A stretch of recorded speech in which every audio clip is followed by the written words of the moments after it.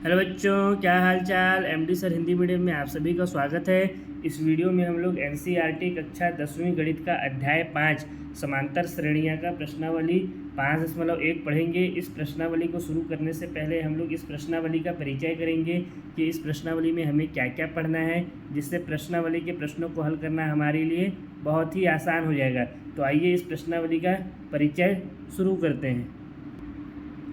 जैसा कि आप लोग देख सकते हैं, इस प्रश्नावली 5.1 में हम लोग सबसे पहले समांतर श्रेणी के बारे में पढ़ेंगे कि समांतर श्रेणी क्या होता है। साथ ही हम लोग पढ़ेंगे समांतर श्रेणी के प्रकार के बारे में कि समांतर श्रेणी कितने प्रकार के होते हैं। और इस प्रश्नावली में हम लोग सारों अंतर के बारे में पढ़ेंगे कि सारों अंतर या कॉमन डिफरेंस क्या होता है। तो आइए एक एक करके इनके बारे में पढ़ना शुरू करते हैं।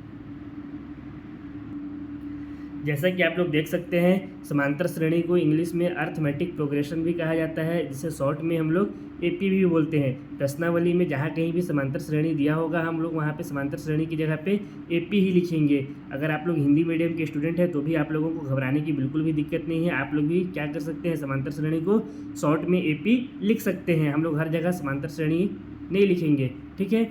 अब इसके बाद देखिए, समांतर श्रेणी या एपी होता क्या है। संख्याओं की एक विशेष क्रम की व्यवस्था ताकि उनके बीच का अंतर समान हो, समांतर श्रेणी या फिर एपी कहलाता है। जैसे यहाँ पे हमारे पास यहाँ पे संख्याओं का एक विशेष क्रम दिया हुआ है।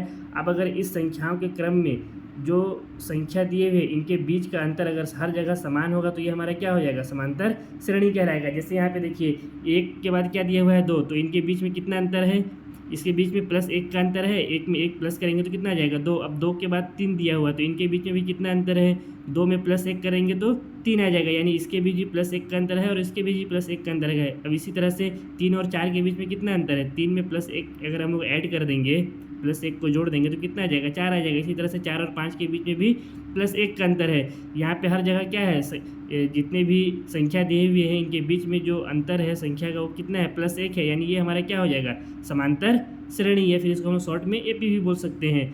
इसी तरह से यहाँ पे जैसे आप लोग देख लीजिए, यहाँ पे कितना दिया है, 900, फिर इसके बाद 850, फिर 800 दिया हुआ है। इसी तरह से 750 और लास्ट में 50 दिया हुआ है। अब 900 में से हम लोग अगर 50 को माइनस करेंगे तो कितना आ जाएगा, 850 आ जाएगा। इसी तरह 850 में फिर से अगर 50 माइनस किए तो कितना आ जाएगा, 800 आ जाएगा।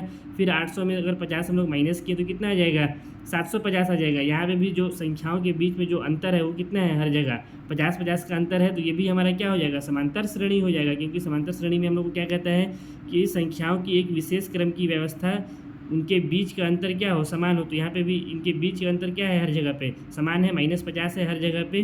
तो ये भी हमारा क्या कहलाएगा, समांतर श्रेणी कहलाएगा। इसी तरह से अब यहाँ पे दिया हुआ है 3 3 3 3 3। अब आप लोग बोलेंगे कि सर यहाँ पे तो संख्याओं के बीच में कोई अंतर ही नहीं है, यहाँ पे तो जितनी भी संख्या दी हुई है सब समान है, सब संख्या तो 3 ही है, तो ये हमारा समांतर श्रेणी कैसे होगा। तो बच्चा लोग ये भी हमारा क्या होगा, समांतर श्रेणी भी होगा। अगर इस 3 में अगर हम लोग +0 ऐड कर दें, इस 3 में हम लोग क्या करें, 3 में +0 कर दें, कितना कर दें, +0, तो कितना आएगा, 3 ही आएगा। फिर इस 3 में +0 फिर ऐड करें तो कितना आएगा, 3 आएगा। फिर इस 3 में अगर हम लोग +0 ऐड कर दें या जोड़ दें तो कितना आएगा, 3 आएगा। फिर इसी तरह से यहाँ पे इस 3 में +0 ऐड कर दें तो कितना आएगा, 3 ही आएगा। यानी यहाँ पे भी जो संख्याओं के बीच में जो अंतर आ रहा है वो कितना आ रहा है, जो हमारा यहाँ पे अंतर चाहिए हर जगह पे +0 आ रहा है। तो ये भी हमारा क्या हो जाएगा, समांतर श्रेणी ही कहलाएगा, या फिर इसको शॉर्ट में हम लोग एपी बोल सकते हैं। अब इसी तरह से यहाँ पे एक और श्रेणी दिया हुआ है, संख्या को क्रम दिया हुआ है 1 2 4 7 और 11। आप लोग वीडियो को पॉज करिए और कमेंट करके बताइए कि ये हमारा समांतर श्रेणी कहलाएगा या फिर समांतर श्रेणी नहीं कहलाएगा। वीडियो को पॉज करिए और कमेंट करके बताइए। देखिए, ये हमारा जो है ये समांतर श्रेणी नहीं कहलाएगा। क्यों नहीं कहलाएगा, क्योंकि यहाँ पे संख्याओं के बीच में अंतर कितना है, 1 और 2 के बीच में अंतर कितना है, 1 और 2 के बीच में +1 का अंतर है। इसी तरह से अब यहाँ पे 2 और 4 के बीच में अगर हम लोग अंतर देखें तो कितना आ रहा है, 2 और 4 के बीच में अंतर +2 का आ जा रहा है। 4 और 7 के बीच में कितना अंतर है, +3 का अंतर है। 4 में 3 हम लोग अगर जोड़ेंगे तो कितना आ जाएगा, 7 आ जाएगा। इसी तरह से 7 और 11 के बीच में कितना का अंतर है, अगर 7 में हम लोग अगर +4 को जोड़ दें तो कितना आएगा, 11 आएगा। यानी यहाँ पे हर जगह जो संख्याओं के बीच में अंतर है वो क्या है, अलग अलग है। यहाँ पे 1 है, यहाँ 2 है, यहाँ 3 है, यहाँ 4 है। तो ये हमारा क्या होगा, समांतर श्रेणी ये हमारा नहीं होगा। बाकी ये सारे जो है हमारे क्या कहलाएंगे, समांतर श्रेणी कहलाएंगे। अब इसके बाद हम लोग समांतर श्रेणी के प्रकार के बारे में पढ़ते हैं। आप लोग देख सकते हैं समांतर श्रेणी दो प्रकार के होते हैं। पहला होता है परिमिति समांतर श्रेणी, इसको हम लोग शॉर्ट में बोलते हैं परिमिति एपी, और दूसरा होता है अपरिमिति समांतर श्रेणी, जिसको हम लोग अपरिमिति एपी भी बोलते हैं। पहला है दिया हुआ है परिमिति एपी, यानी परिमिति समांतर श्रेणी किसे कहते हैं? जिस समांतर श्रेणी की पदों की संख्या सीमित हो, यानी जिस समांतर श्रेणी में पदों की संख्या क्या हो? सीमित हो, जिसको हम लोग गिन सकते हैं, वो हमारा क्या कहलाता है? परिमिति समांतर श्रेणी या फिर एपी कहलाता है। इसमें आखिरी पद क्या होता है? हमें दिया होता है। जैसे इसके एग्जाम्पल में कितना दिया है? 3, 6, 9, 12 डॉट डॉट डॉट, लास्ट में कितना दिया हुआ है? 30। यानी इसका मतलब ये है कि ये जो संख्याओं का क्रम चल रहा है, ये 30 के बाद फिर ये संख्या जो है वो इसका क्रम आगे नहीं जाएगा, यहाँ पे ये रुक जाएगा। इसको हम लोग क्या कर सकते हैं? गिन सकते हैं। इसमें जो पदों की संख्या है ये कितनी है? सीमित दिया हुआ है, तो इसको हम लोग क्या कहेंगे? परिमिति समांतर श्रेणी कहेंगे।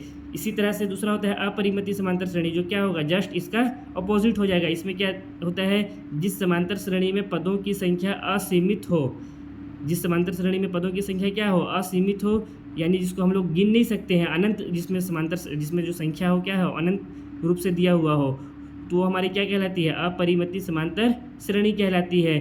इसमें आखिरी पद नहीं दिया होता है। जैसे इसके एग्जांपल में 1, 2, 3, 4 और 5, फिर ये क्या है? Dot dot dot dot dot, ये आगे बढ़ता चला जा रहा है। हमको पता नहीं ये कहाँ तक जाएगा, ये 100 तक जाएगा, ये 1000 तक, ये 10,000, 20,000, ये क्या है? अनंत तक ये बढ़ता चला जाएगा। तो ये हमारा क्या हो जाएगा? अपरिमिति समांतर श्रेणी हो जाएगा।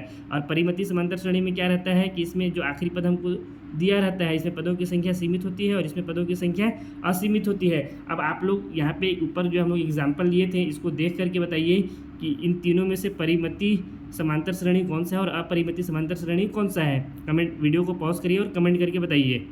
पहला वाला क्या हो जाएगा? पहला वाला हमारा अपरिमिति समांतर श्रेणी हो जाएगा। क्यों हो जाएगा? क्योंकि इसमें आखिरी पद हमें नहीं दिया हुआ है। इसी तरह से जो दूसरा वाला हमारा एग्जाम्पल है, इसमें आखिरी पद दिया हुआ है, तो ये हमारा क्या हो जाएगा?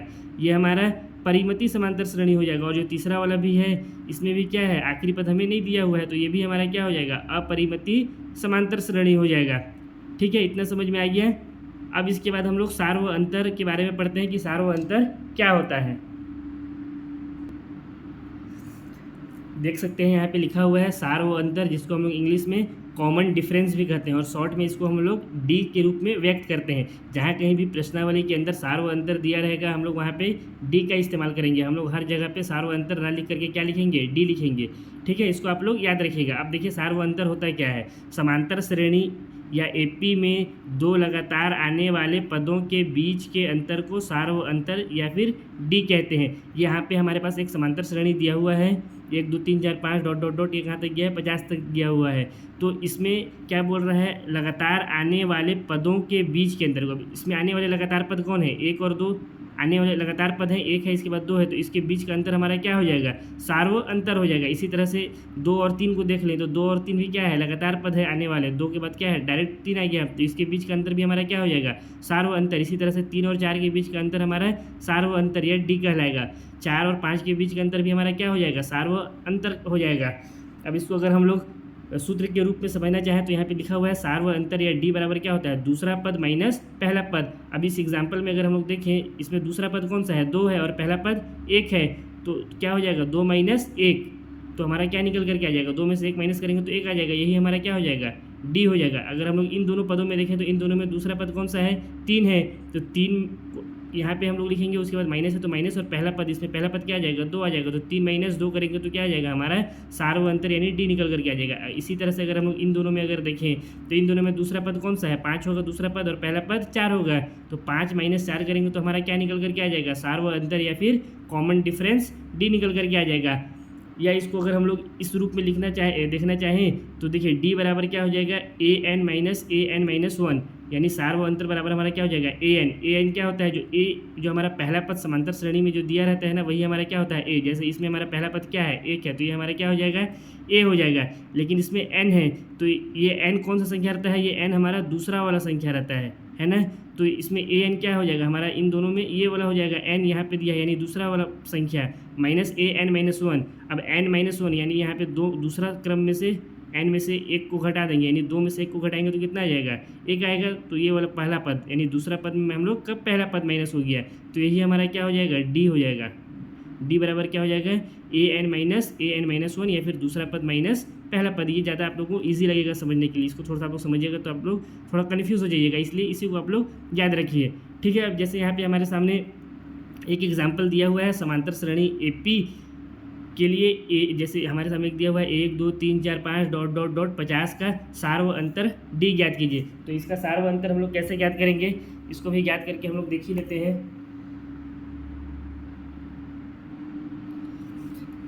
इसका यहाँ पे हम लोग हल को लिख लेते हैं।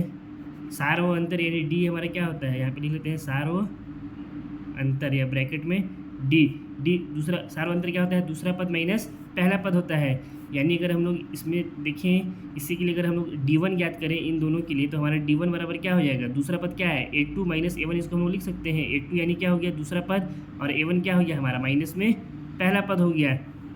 ये तो हम लोग इसी दिए जो क्रम में जो संख्या दिया रहता है, पद दिया रहता है, उसी को हम लोग ये मानते हैं। पहला वाला को A1, ये A2, A3, A4, A5 इस तरह से ये हो जाता है। तो A2 माइनस A1, A2 हमारा क्या है 2 है, माइनस A1 कितना हो जाएगा यहाँ से 1 हो जाएगा। यानी हमारा जो D1 कितना निकल करके आ जाएगा, D1 हमारा 1 निकल के आ जाएगा। इसी तरह से अगर हम लोग अगर D2 निकालना चाहें यहाँ पे, तो D2 हम लोग कैसे निकाल सकते हैं, D2 हमारा क्या हो जाएगा, जैसे D1 में A2 माइनस की पहले A2 आया था, तो D2 में क्या आ जाएगा यहाँ पे A2 की जगह पे A3 आ जाएगा। यानी इन दोनों के बीच का, इन दोनों के बीच में ये कौन सा है हमारा A1 है, ये A2 है और ये A3 है। तो D2 बराबर हमारा क्या हो जाएगा A3 माइनस में A2 हो जाएगा।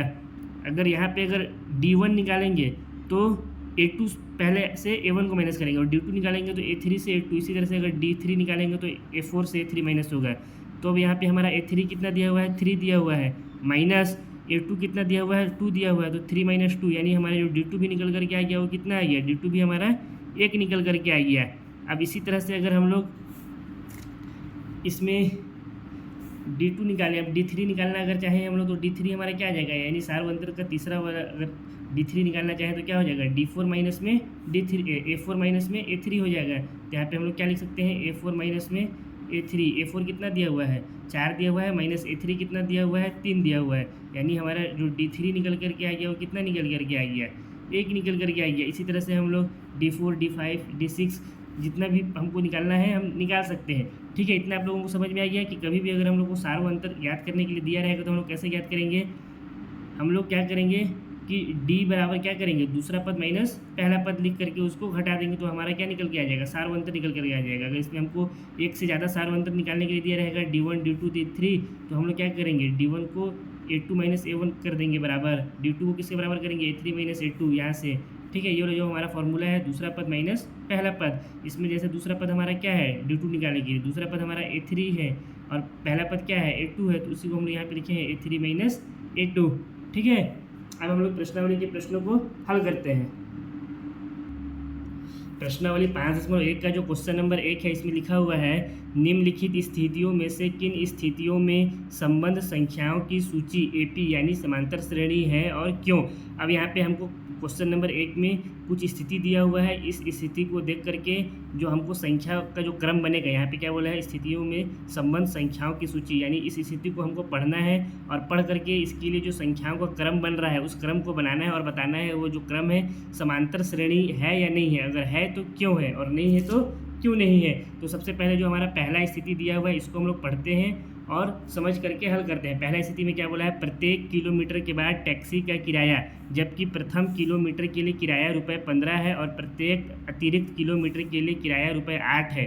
अब यहाँ पे पहला स्थिति हमको क्या बोल रहा है कि एक टैक्सी है, उसका किराया क्या है, पहले किलोमीटर यानी पहला जो 1 किलोमीटर है उसके के लिए ₹15 है 1 किलोमीटर किराया। उसके बाद आप जितना भी किलोमीटर चलें, अगर 1 किलोमीटर उसमें और ऐड करा दें तो आपका कितना किराया बढ़ेगा, 15 ना बढ़ करके सिर्फ 8 बढ़ेगा। इसके बाद आप जितना भी किलोमीटर 1 किलोमीटर के बाद सफ़र करेंगे तो उसका किराया कितना बढ़ेगा, हर किलोमीटर में ₹8 हमारा किराया बढ़ता जाएगा। तो इसमें हमको यहाँ पे जो जो दिया है पहले हम लोग उसको लिख लेते हैं।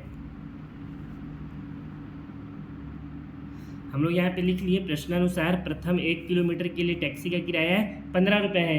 अब इसके बाद हमको क्या बोला है, प्रत्येक अतिरिक्त किलोमीटर के लिए किराया ₹8 है, तो इसको भी हम लोग यहाँ पे लिख लेते हैं।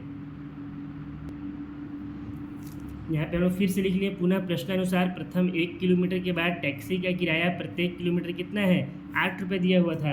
अब इसलिए यहाँ पे लिखते हैं फिर से, इसलिए 2 किलोमीटर के लिए अगर हम टैक्सी का किराया निकालें तो कितना आ जाएगा, यहाँ पे लिख लेते हैं 2 किलोमीटर के लिए टैक्सी का किराया कितना हो जाएगा, ये 15 रुपये कितना था, 1 किलोमीटर के लिए था, तो दूसरे किलोमीटर में कितना हो जाएगा हमारा +8 और इसमें जुड़ जाएगा तो टोटल कितना हो जाएगा, 23 रुपये हो जाएगा। कितना हो जाएगा, 23 रुपये हो जाएगा। इसी तरह से अगर हम लोग 3 किलोमीटर के लिए किराया निकालना चाहें, 3 किलोमीटर के लिए टैक्सी का किराया निकालें तो कितना हो जाएगा, 2 किलोमीटर के लिए 23 था, तो 3 किलोमीटर के लिए क्या हो जाएगा, इसमें 8 और ऐड हो जाएगा, क्योंकि 8 क्या है, 1 किलोमीटर के बाद टैक्सी का किराया प्रत्येक किलोमीटर के हिसाब से है, तो ये हमारा कितना हो जाएगा, ये हमारा 31 रुपये हो जाएगा। कितना रुपये हो जाएगा, 31 रुपये हो जाएगा। थोड़ा सा इसको और ऊपर कर देता हूँ। अब इसी तरह से अगर हम लोग 4 किलोमीटर के लिए किराया निकालना चाहें तो 4 किलोमीटर के लिए भी टैक्सी का किराया वो कितना हो जाएगा, 3 किलोमीटर के लिए 31 रुपये था, तो 4 किलोमीटर में चौथे किलोमीटर में 8 रुपये और जुड़ जाएगा, तो हमारा कितना हो जाएगा, ये 31 और 8 39 रुपये हो जाएगा टैक्सी का किराया। तो हमारा जो क्रम बन रहा है वो कितना बन रहा है, यहाँ पे हमारा जो श्रेणी बन रहा है, संख्याओं का क्रम सबसे पहले 15 था, फिर कितना रुपये हुआ, 23 रुपये हुआ, फिर 31 रुपये हुआ, अब कितना रुपये हुआ, 31 के बाद 39 रुपये हुआ। इसी तरह से ये क्या होगा, जितना किलोमीटर हम चलते जाएंगे टैक्सी में उतना का किराया इसमें बढ़ता जाएगा। तो अब इसको देखिए, अब यहाँ पे पहले कितना था, 15 के बाद कितना आ गया, 23, तो इसमें कितना ऐड हो गया, अंतर कितना है इन दोनों के बीच में, 8 का अंतर है, प्लस 15 में 8 जोड़े तो 23 आ गया। फिर 23 और 31 के बीच में कितना का अंतर है, इसमें भी 8 का अंतर है, 23 में 8 जोड़ेंगे तो 31 आ जाएगा। इसी तरह से 31 और 39 में भी 8 का अंतर है।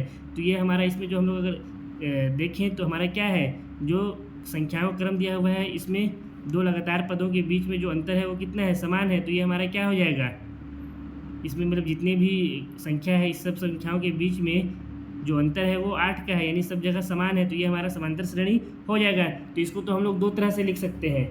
इसको एक आपके बुक में जो मेथड जो लिखा हुआ है आप लोग इसको इस तरह से भी लिख सकते हैं, जैसे आपके बुक में क्या दिया हुआ है, आपके बुक में दिया हुआ है, हाँ 15, 23, 31 है ना, ये एक समांतर श्रेणी या एपी बनाते हैं, क्योंकि प्रत्येक अगला पद पिछले पद में 8 जोड़ने से प्राप्त होता है। आप लोग इसको इस तरह से भी लिख सकते हैं, और अगर ऐसे ना लिखना चाहें तो आप लोग इसको और क्या लिख सकते हैं, इसमें आप लोग यहाँ पे डी भी ज्ञात कर सकते हैं, सार्वअंतर ज्ञात करके आप लोग लिख सकते हैं। तो जैसे यहाँ पे अगर हम लोग डी ज्ञात करें तो डी हमारा कितना आ जाएगा, डी बराबर कितना क्या होता है, दूसरा पद माइनस पहला पद, यानी A2 minus A1, A2 minus A1 कितना है, 23 माइनस 15 बराबर कितना आ गया, 8। इसी तरह से ये D1 आ गया, D2 भी ज्ञात करेंगे तो कितना आ जाएगा, A3 माइनस A2, तो ये हो जाएगा A3 माइनस A2 बराबर A3 कितना है 31 माइनस A2 कितना है 23, तो ये भी कितना आ गया हमारा 8। अब इसके बाद आप लोगों को और निकालने का ज़रूरत नहीं है, अगर आप लोग चाहें तो यहाँ पे D3 भी ज्ञात कर सकते हैं, लेकिन अगर नहीं भी ज्ञात करेंगे तो अगर दो D1 और D2 यानी अगर दो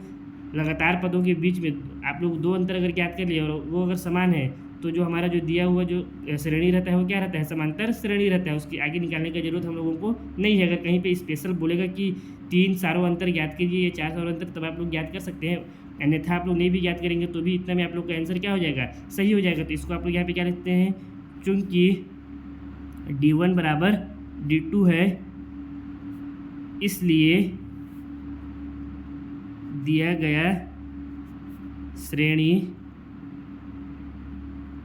क्या है, दिया हमारा दिया गया श्रेणी क्या है यहाँ पे 15, 23, या दिया गया नहीं लिख करके सिर्फ श्रेणी लिख सकते हैं, ये तो हम लोग अपने से ज्ञात किए हैं ना, इसलिए यहाँ पे आप लोग लिख सकते हैं ज्ञात श्रेणी, दिया थोड़ी हमको ये प्रश्न में, ज्ञात श्रेणी 15, 23, 31, 39 डॉट डॉट डॉट एक समांतर श्रेणी या फिर एपी है, ये हमारा क्या हो जाएगा, इसका आंसर हो जाएगा।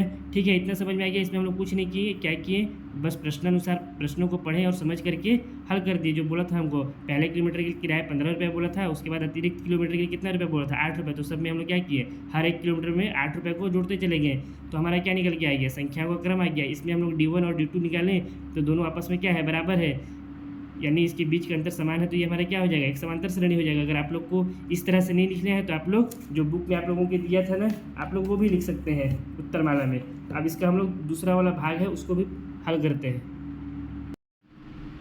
क्वेश्चन नंबर 1 का जो दूसरा भाग यहाँ पे हमारे सामने लिखा हुआ है, इसमें दिया हुआ है किसी बेलन में उपस्थित हवा की मात्रा, जबकि वायु निकालने वाला पंप प्रत्येक बार बेलन की शेष हवा का 1/4 बाहर निकाल देता है। यानी यहाँ पे हमको क्या स्थिति दिया हुआ है, यहाँ पे हमको कह रहा है कि एक बेलन है, यानी हमारे पास एक सिलेंडर है जिसमें क्या है, शुरू में हवा पूरा हवा भरा हुआ है, ठीक है। जैसे यहाँ पे हमारे पास क्या है, ये हमारे पास एक सिलेंडर है। अब इसमें मान लीजिए कि पहला बार में इसमें क्या है, इसमें हम लोग मान लेते हैं कि पहला बार में इसमें पूरा हवा क्या है, भरा हुआ है। अब इसके बाद इसमें कह रहा है कि इसमें जब वायु निकालने वाला पंप डाला जाता है, यानी जो वैक्यूम हमारा रहता है ना, एक वैक्यूम जो नहीं रहता है जिससे कचरा वगैरह साफ करते हैं, हवा से वो खींचता है पूरा को, तो वो कितना भाग हवा का बाहर निकाल देता है, 1/4 निकाल देता है। यानी इसमें अगर हम लोग वैक्यूम डालेंगे तो इससे कितना हवा निकाल रहा है, 1/4 हवा निकाल रहा है। यानी मान लीजिए अभी हवा इसमें फुल है तो इसका 1/4 निकाल दिया है, तो कितना बच गया इसका, इसमें कितना हवा बच जाएगा, 1/4 निकाल दिया तो इसमें इतना हवा बच जाएगा। इतना हवा क्या हो गया, इसका कम हो गया। कितने बार में, पहला बार में। फिर इसी तरह से क्या बोला है, प्रत्येक बार बेलन की शेष हवा का 1/4 निकल रहा है। यानी फिर अगर दोबारा हम लोग डालें तो अभी इतना बचा, इसका फिर 1/4 निकाल दे रहा है। यानी अब इसका 1/4 हम लोग निकाल देंगे तो लगभग कितना हो जाएगा, जैसे इसका इस बेलन है हमारा, अब यहाँ पे फिर से 1/4 इसका अगर निकाल देते हैं तो ये लगभग इतना के बराबर आ जाएगा ये, ठीक है। तो इसमें क्या बोल रहा है, इसका 1/4 नहीं निकालेगा, जो बचा हुआ है उसका 1/4 निकालेगा। जैसे पहले शुरू में पूरा फुल था तो उसका 1/4 निकाला तो इतना हो गया, अब इसका 1/4 हवा निकालेगा। जब इसमें फिर से अगर हम लोग हवा निकालने वाला मशीन या वैक्यूम को जब इसमें फंसाएंगे तो किसका 1/4 निकालेगा, इसका निकालेगा, ना कि इसका निकालेगा। अगर फिर अब इसमें हम लोग फंसाएंगे 1/4 तो इसका 1/4 हवा निकालेगा, ना कि इसका और इसका निकालेगा, ठीक है। इतना समझ में आ गया। तो अब इसको हम लोग अगर मान लेते हैं कि शुरू में इसमें वैक्यूम में कितना % हवा है, इसमें अभी सिलेंडर में हम लोग का अभी 100% हवा है, तो इसमें कितना बोला है, 1/4 को बाहर निकाल देता है। तो इसमें तो हम लोग सबसे पहले यहाँ पे लिखते हैं माना बेलन का आयतन, जो अंदर गैस भरा वो क्या है, उस बेलन का आयतन ही है। तो यहाँ पे लिखते हैं माना बेलन का आयतन। अभी प्रारंभ में कितना है, प्रारंभ में इसको हम लोग कितना मान लेते हैं, 100% लिया, तो यहाँ पे हम लोग प्रारंभ में 100 मान लेते हैं, 100 है, ठीक है। बेलन का आयतन कितना है, प्रारंभ में 100 है। तो पहली बार हवा निकालेंगे जब हम लोग हवा वाले पंप से, तो कितना हो जाएगा, कितना हवा बाहर निकलेगा, यहाँ पे लिखते हैं हम लोग, पहली बार हवा निकालने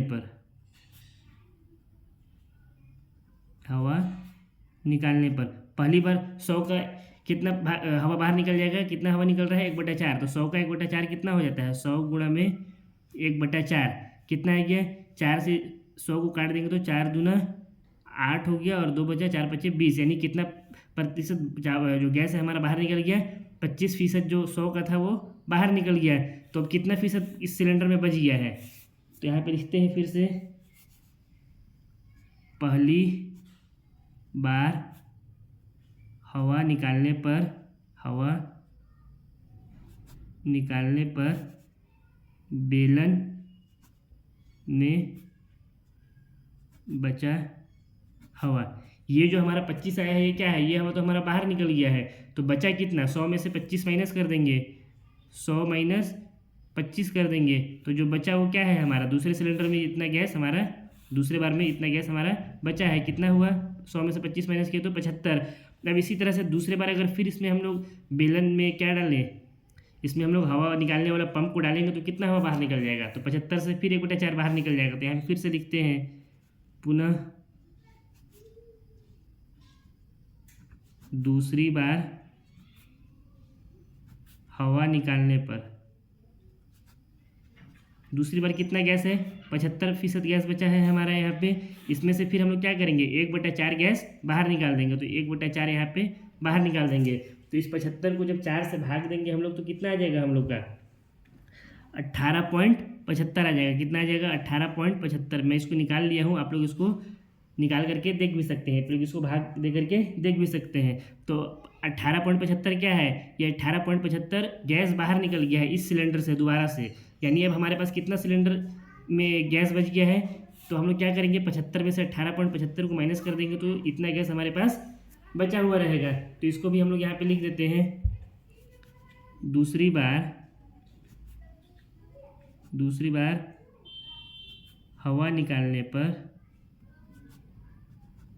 पर बेलन या फिर सिलेंडर में बचा हवा, कितना हवा बच गया, दूसरी बार में कितना था हवा हमारे पास बाकी, 75% हवा था, जिसमें से हम लोग कितना निकाल दिए, माइनस में 18.75% हम लोग क्या किए, बाहर निकाल दिए।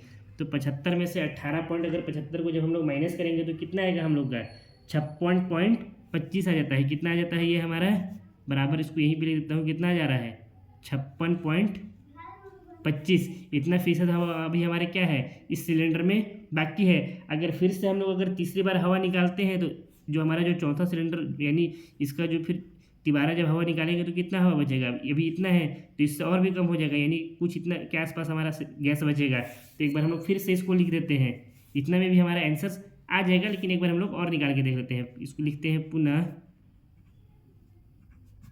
तीसरी बार हवा निकालने पर, ठीक है।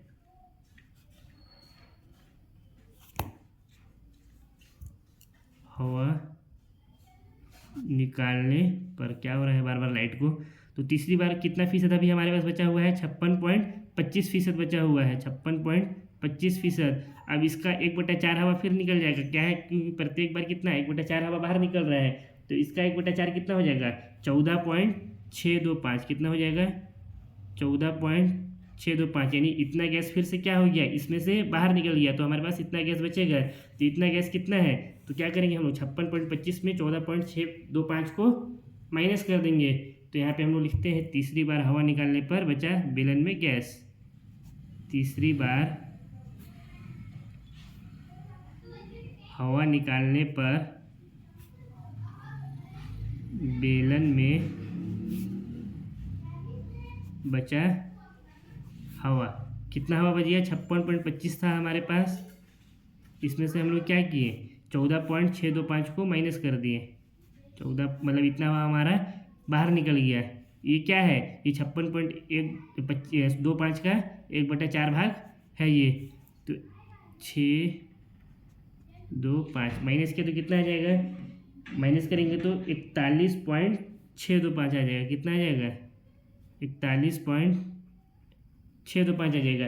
यानी पहली बार में हमारे पास कितना गैस था 100% था, इसमें 1/4 निकल गया हवा वाला पंप से, तो कितना बचा दूसरी बार में 75। फिर तीसरी बार में इसका 1/4 जब निकल गया दूसरी बार में तो कितना बचा हमारे पास 56.25। फिर इसका 1/4 हम लोग निकाल दिए तो कितना बचा हमारे पास 41.625।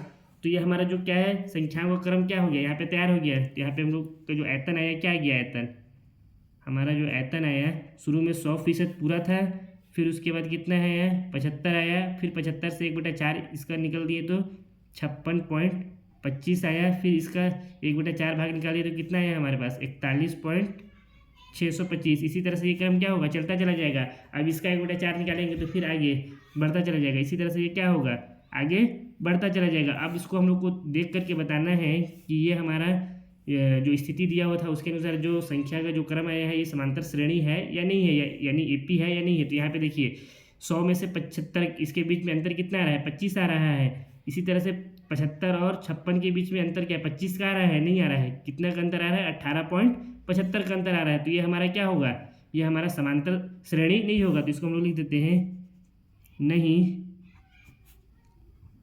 दिया गया स्थिति समांतर श्रेणी का नहीं है, क्योंकि प्रत्येक पदों के बीच का अंतर भिन्न भिन्न है। बीच का अंतर क्या है भिन्न भिन्न है। ये हमारा क्या हो गया इसका आंसर हो गया। अगर आप लोग को इस तरह से लिखने में अगर थोड़ा सा प्रॉब्लम हो रहा है तो आप लोग क्या कर सकते हैं इसकी जगह पे D1 और D2 यानी सार व अंतर भी आप लोग ज्ञात कर सकते हैं। तो अगर इसमें हम लोग अगर D1 ज्ञात करेंगे तो कितना आ जाएगा D1 बराबर A2 - A1। शुरू से आप लोग को बताता आ रहा हूँ A2 - A1। A2 कितना दिया है 75 - A1 कितना है 100, कितना आ जाएगा हमारा -25। इसी तरह से अगर D2 ज्ञात करेंगे तो कितना आ जाएगा D2 हमारा आ जाएगा यहाँ पे A3 - A2 हो जाएगा। A3 कितना है 56.25 माइनस A2 कितना है हमारा 75। तो 56.25 में जब हम लोग इसको माइनस करेंगे तो कितना आ जाएगा हमारा, इसको जब इसमें हम लोग माइनस करेंगे तो माइनस का 18.75 आ जा रहा है। तो यहाँ पे हम लोग क्या लिख सकते हैं, चूंकि D1 D2 के बराबर नहीं है इसलिए ज्ञात आयतन का क्रम समांतर श्रेणी नहीं होगा। अगर आप लोग चाहें तो ये भी लिख सकते हैं, और अगर इस तरह से नहीं लिखना चाहें तो आप लोग इसको इस तरह से भी लिख सकते हैं। ये भी आप लोग क्या हो जाएगा, सही बिल्कुल आंसर आ जाएगा। अब आप लोग अपने अगर बुक में देखेंगे उत्तरमाला से मिलाएंगे तो आप लोगों को कन्फ्यूजन होगा, क्योंकि उत्तरमाला में आप लोगों को जो आंसर दिया हुआ है वो इससे क्या है, बिल्कुल अलग है। उत्तरमाला में आंसर कितना दिया हुआ है, उत्तरमाला में दिया हुआ है भी 3/4 भी 3/4 का स्क्वायर भी इस तरह से दिया हुआ है। तो इसमें बच्चा लोग इसमें कुछ नहीं किया है, इसमें क्या किया है, सिर्फ इसमें जो हम लोग यहाँ पे 100 माने हैं ना शुरू में, आयतन कहा गया है, यहाँ पे जो हम लोग इसको 100% पूरा माने हैं, इसको ये क्या माना है, पूरा 1 मान लिया है। फिर 1 का 1/4 निकाल करके फिर माइनस किया है, जो भी आया है इसको मैं आप लोग को यहाँ पे निकाल के ही थोड़ा सा बता देता हूँ। शुरू में आयतन को प्रारंभ में कितना माना है, प्रारंभ में जो आप लोग के बुक में जो उत्तरमाला में है ना वो कितना माना है, 1 माना है। तो इस 1 से 1/4 हमारा क्या हो जाएगा, जब वैक्यूम क्लीनर को हम लोग गैस में डालेंगे तो 1/4 कम हो जाएगा, यानी इस 1 का क्या हो जाएगा, 1/4 कम हो जाएगा। 1 का 1/4 कितना होगा, 1/4 ही होगा। 1 का 1/4 ही होगा ना। अब इसके बाद इस 1 से हम लोग इस 1/4 को माइनस कर देंगे तो हमारा क्या आ जाएगा, जो गैस में बाकी हवा है वो आ जाएगा। तो 1 - 1/4 करेंगे तो कितना आ जाएगा, यहाँ पे 4 - 1/4 यानी कितना है ये हमारा 3/4 आया। पहला में कितना गैस था, 1 था, दोबारा में कितना आ गया हमारे पास 3/4 गैस बचा है। अब फिर इसमें अगर हम लोग सिलेंडर को डालेंगे, वैक्यूम क्लीनर को, हवा निकालने वाला मशीन को, तो हमारा क्या हो जाएगा, 1/4 गैस इसका फिर बाहर निकल जाएगा। तो 3/4 का 1/4 अगर हम लोग गैस बाहर निकालते हैं तो कितना आ जाएगा, 3/4 का 1/4 कितना हो जा रहा है, ये हो जाएगा हमारा 3/16, यानी हमारा 3/4 से 3/16 भाग गैस बाहर निकल गया। तो कितना गैस हमारा बाकी रहा, तो इसको हम लोग क्या करेंगे, 3/4 - 16 3/16 कर देंगे, 3/4 - 3/16 कर देंगे। तो ये कितना आ जाएगा हमारा 3/4 यहाँ से कॉमन निकल गया, 1/1 ये बचा, माइनस में 1/4 ये बचा, यानी ये हमारा कितना आ गया 3/4 ये रहा, और अंदर में आ जाएगा हमारा यहाँ हो गया 4 और ये 3/4 आ गया, यानी ये हमारा कितना हो गया 3/4 और 3/4 ये है, तो ये हमारा कितना हो जाएगा 3/4 का स्क्वायर हो जाएगा। यानी पहला बार में हमारा आयतन कितना है, 1 भी है, दोबारा में हम लोग 1/4 इसका बाहर निकाल दिए तो कितना बचा, 3/4 भी बचा, फिर इसके बाद निकालें तो कितना आ गया 3/4 भी का स्क्वायर हो गया। अब इसके बाद फिर से निकालेंगे तो 3/4 भी का क्या हो जाएगा, यहाँ पे 3/4 का क्यूब आयतन आ जाएगा। यानी हमारे यहाँ पे क्रम क्या आ जा रहा है, यहाँ पे हमारा क्रम आ रहा है 1 भी, फिर 3/4 भी, उसके बाद 3/4 का स्क्वायर भी। इस तरह से ये क्रम क्या है, बढ़ता चला जा रहा है। इसमें भी अगर हम लोग अंतर देखें तो समान नहीं है, यहाँ पे कुछ और है, यहाँ पे अंतर इन दोनों में बिल्कुल अलग अलग है। तो ये भी, इसको हम लोग क्या लिख सकते हैं, ये भी समांतर श्रेणी नहीं है। ये भी हमारा क्या आ गया, इसका आंसर आ गया। आप लोग को बिल्कुल कन्फ्यूज़ नहीं होना है ना, आप लोग को क्वेश्चन अपने अकॉर्डिंग समझ करके बिल्कुल हल करना है, रटना नहीं है। आप लोग चाहें तो इस तरह से भी हल कर सकते हैं, इस पूरे सिलेंडर को क्या कर मान सकते हैं, ये जो हमारा सिलेंडर है इसको पूरा 1 भी मान सकते हैं, या इसकी जगह पे आप लोग 100 भी ले सकते हैं, या इसकी जगह पे आप लोग कोई भी संख्या शुरू में मान करके इसको आप लोग हल कर सकते हैं। आप लोग का आंसर क्या आएगा, बिल्कुल सही आएगा। ठीक है, जो भी संख्याएँ रहेंगे उसके बीच का जो अंतर रहेगा हर जगह क्या रहेगा, अलग अलग रहेगा। तो आप लोगों का क्या रहेगा, समांतर श्रेणी नहीं रहेगा। जरूरी नहीं है कि जो बुक में दिया हुआ है आप लोग उसी को रट करके जाए और उसी को बनाए। आप लोग चाहें तो उसको इस तरह से भी बना सकते हैं 100 लेकर के, और अगर आप लोग का मन हो तो आप लोग इस तरह से भी बना सकते हैं, या आप लोग के मन में अगर कोई और संख्या आ रहा हो तो इस 1 की जगह पे आप लोग कुछ भी मान सकते हैं, 10 मान सकते हैं, है ना, 80 मान सकते हैं, 99, कुछ भी संख्या लेकर के आप लोग इसको सॉल्व कर सकते हैं। ठीक है, रटना आप लोग को बिल्कुल भी नहीं है। अब इसका जो तीसरा वाला भाग है उसको भी हम लोग हल करते हैं। क्वेश्चन नंबर 1 का जो तीसरा वाला भाग है इसमें कह रहा है, प्रत्येक मीटर खुदाई के बाद एक कुआं खोदने में आई लागत, जबकि प्रथम मीटर खुदाई की लागत 150 रुपये है और बाद में प्रत्येक मीटर खुदाई की लागत 50 रुपये बढ़ती जाती है। यानी इस प्रश्न में हमसे क्या कह रहा है, इस प्रश्न में हमसे कह रहा है कि यहाँ पे कुआं खोदा जा रहा है, और कुआं को जब खोद रहे हैं तो पहला 1 मीटर जो कुआं खोदे उसका लागत कितना रुपये आया, 150 रुपये आया। इसके बाद जितना मीटर भी कुआं को खोदेंगे उसमें हर मीटर का खुदाई में कितना रुपये बढ़ जाएगा, 50 रुपये में बढ़ जाएगा। यानी 1 मीटर में 150 लगा तो दूसरा मीटर में कितना हो जाएगा, 150 प्लस 50 तो कितना हो जाएगा 200। उसी तरह से 3 मीटर खुदाएंगे तो 200 में 50 और जोड़ देंगे तो कितना आ जाएगा 250। तो इस तरह से ये क्या हो रहा है, बढ़ता चला जा रहा है। तो हमको बताना है कि इस स्थिति जो हमको यहाँ पे दिया हुआ है, इससे जो संख्याओं का जो क्रम बन रहा है वो समांतर श्रेणी है या नहीं है। तो इसको तो प्रश्नानुसार हम लोग पहले जो दिया हुआ है उसको लिख लेते हैं। यहाँ पे लिखते हैं प्रश्नानुसार प्रथम 1 मीटर की खुदाई का लागत हमको यहाँ पे दिया है, तो यहाँ पे लिख देते हैं प्रथम 1 मीटर की खुदाई का लागत कितना है। प्रथम 1 मीटर की खुदाई का लागत 150 रुपये है, तो इसको हम लोग यहाँ पे लिख दिए।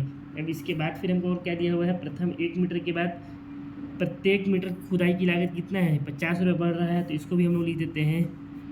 क्योंकि पुनः है, यहाँ पे लिख देते हैं पुनः दिया है, ये पुनः दिया है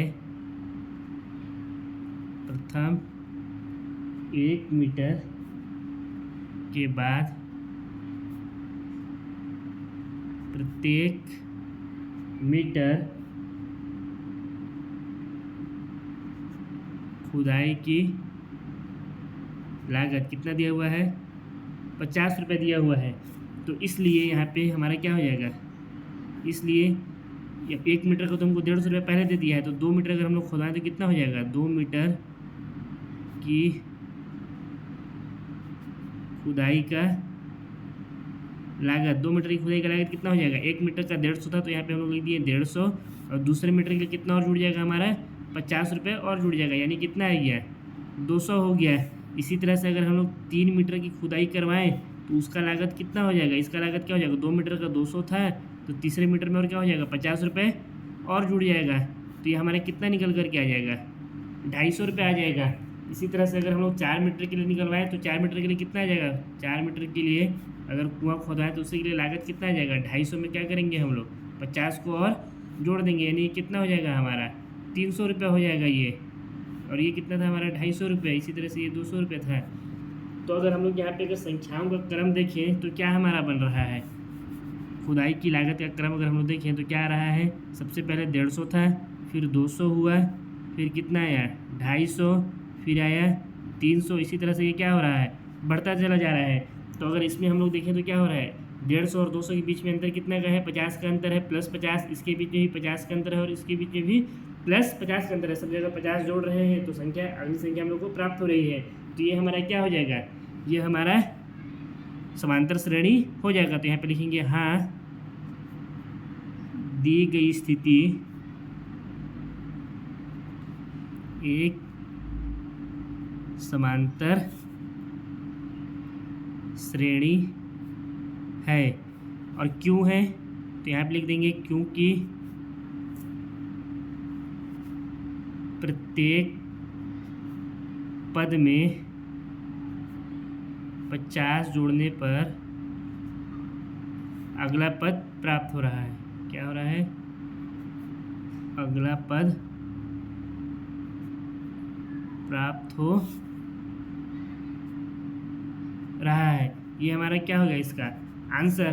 अगर इस तरह से आप लोगों को नहीं लिखना है तो आप लोग क्या कर सकते हैं, इस जो श्रेणी है इसका डी ज्ञात कर सकते हैं, यानी हमारा इसमें से अगर D1 देखें तो कितना आ जाएगा, कितना हो जाएगा A2 माइनस A1, A2 की दिया है 200, A1 भी दिया है 150, तो कितना आ गया 50।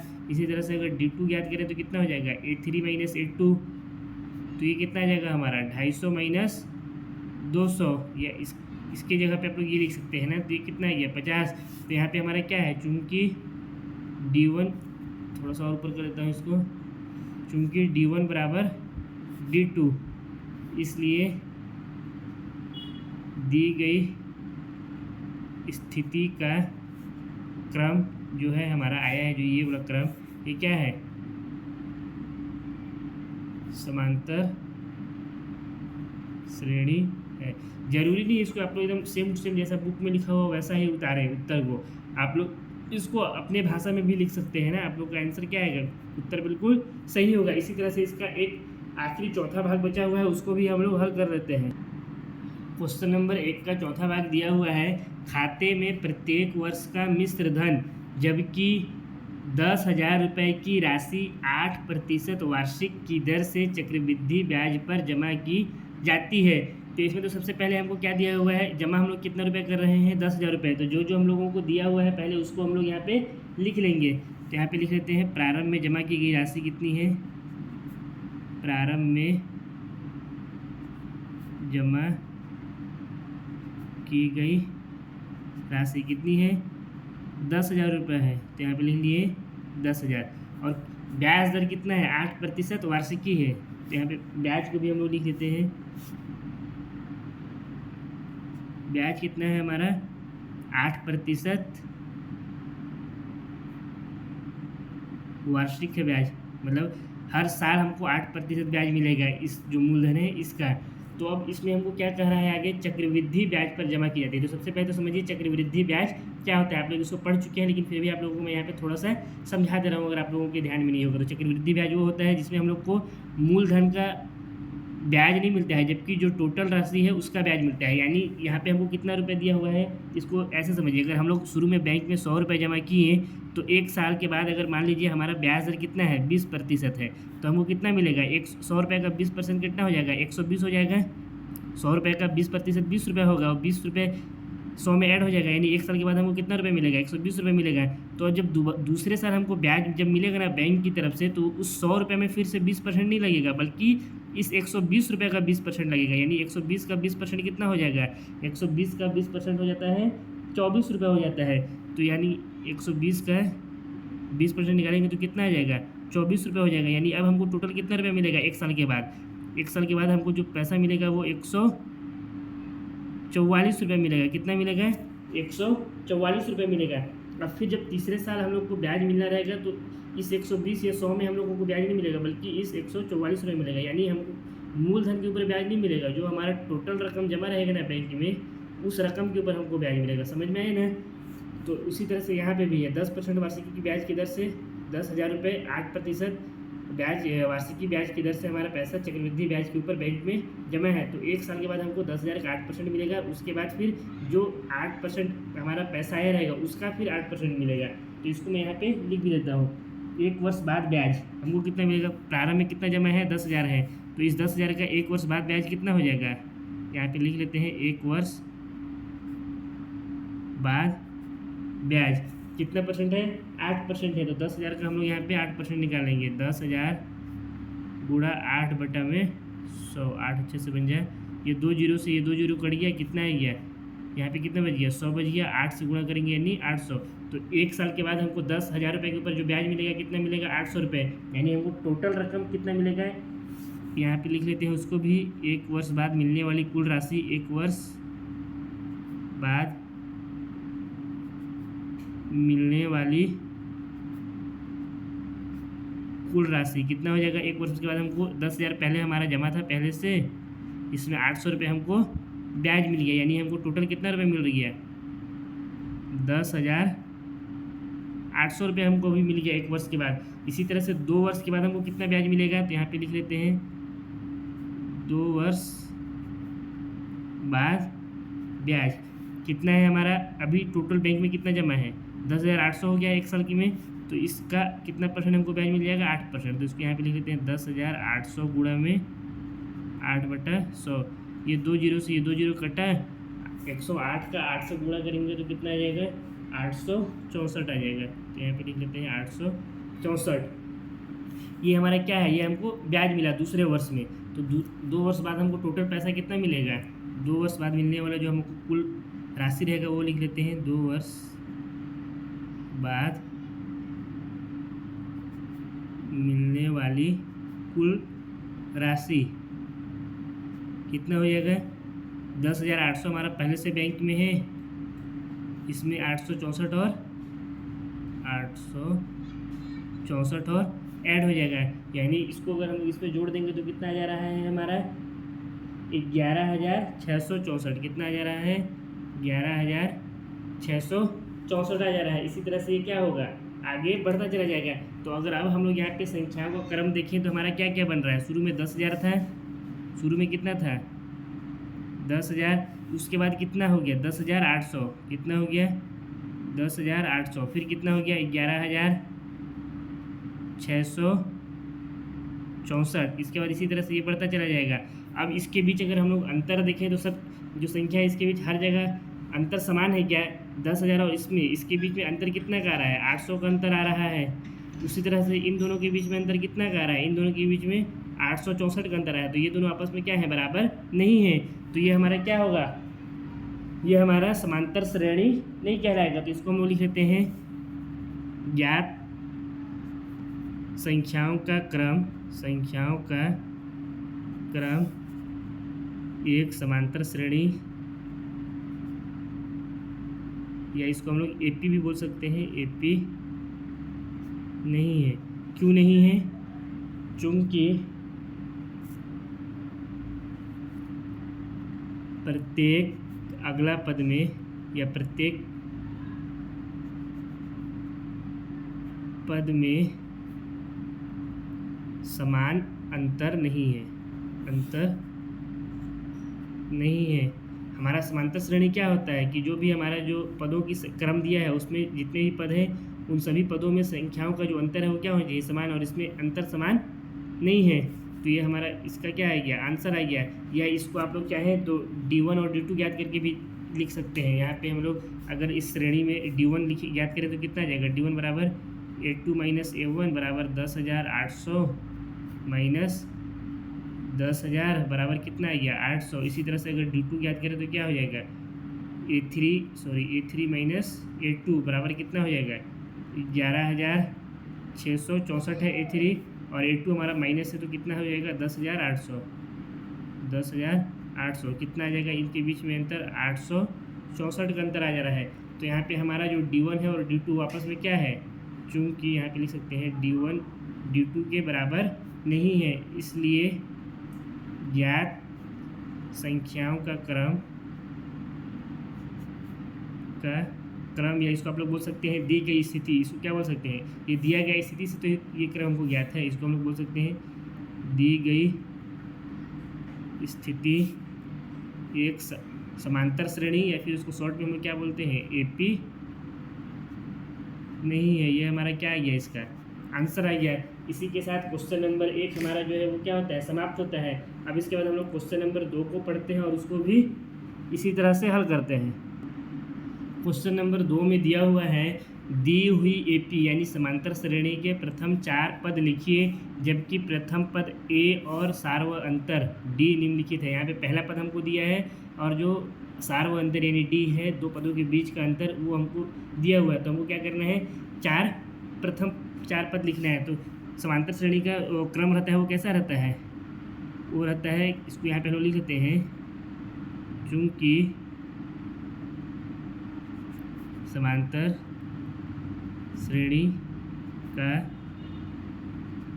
प्रथम 4 पद बराबर क्या क्या हो जाएगा? A1 हो जाएगा, फिर A2 हो जाएगा, A3 हो जाएगा और A4 हो जाएगा। इस तरह से ये क्या चला जाएगा? आगे बढ़ता चला जाएगा।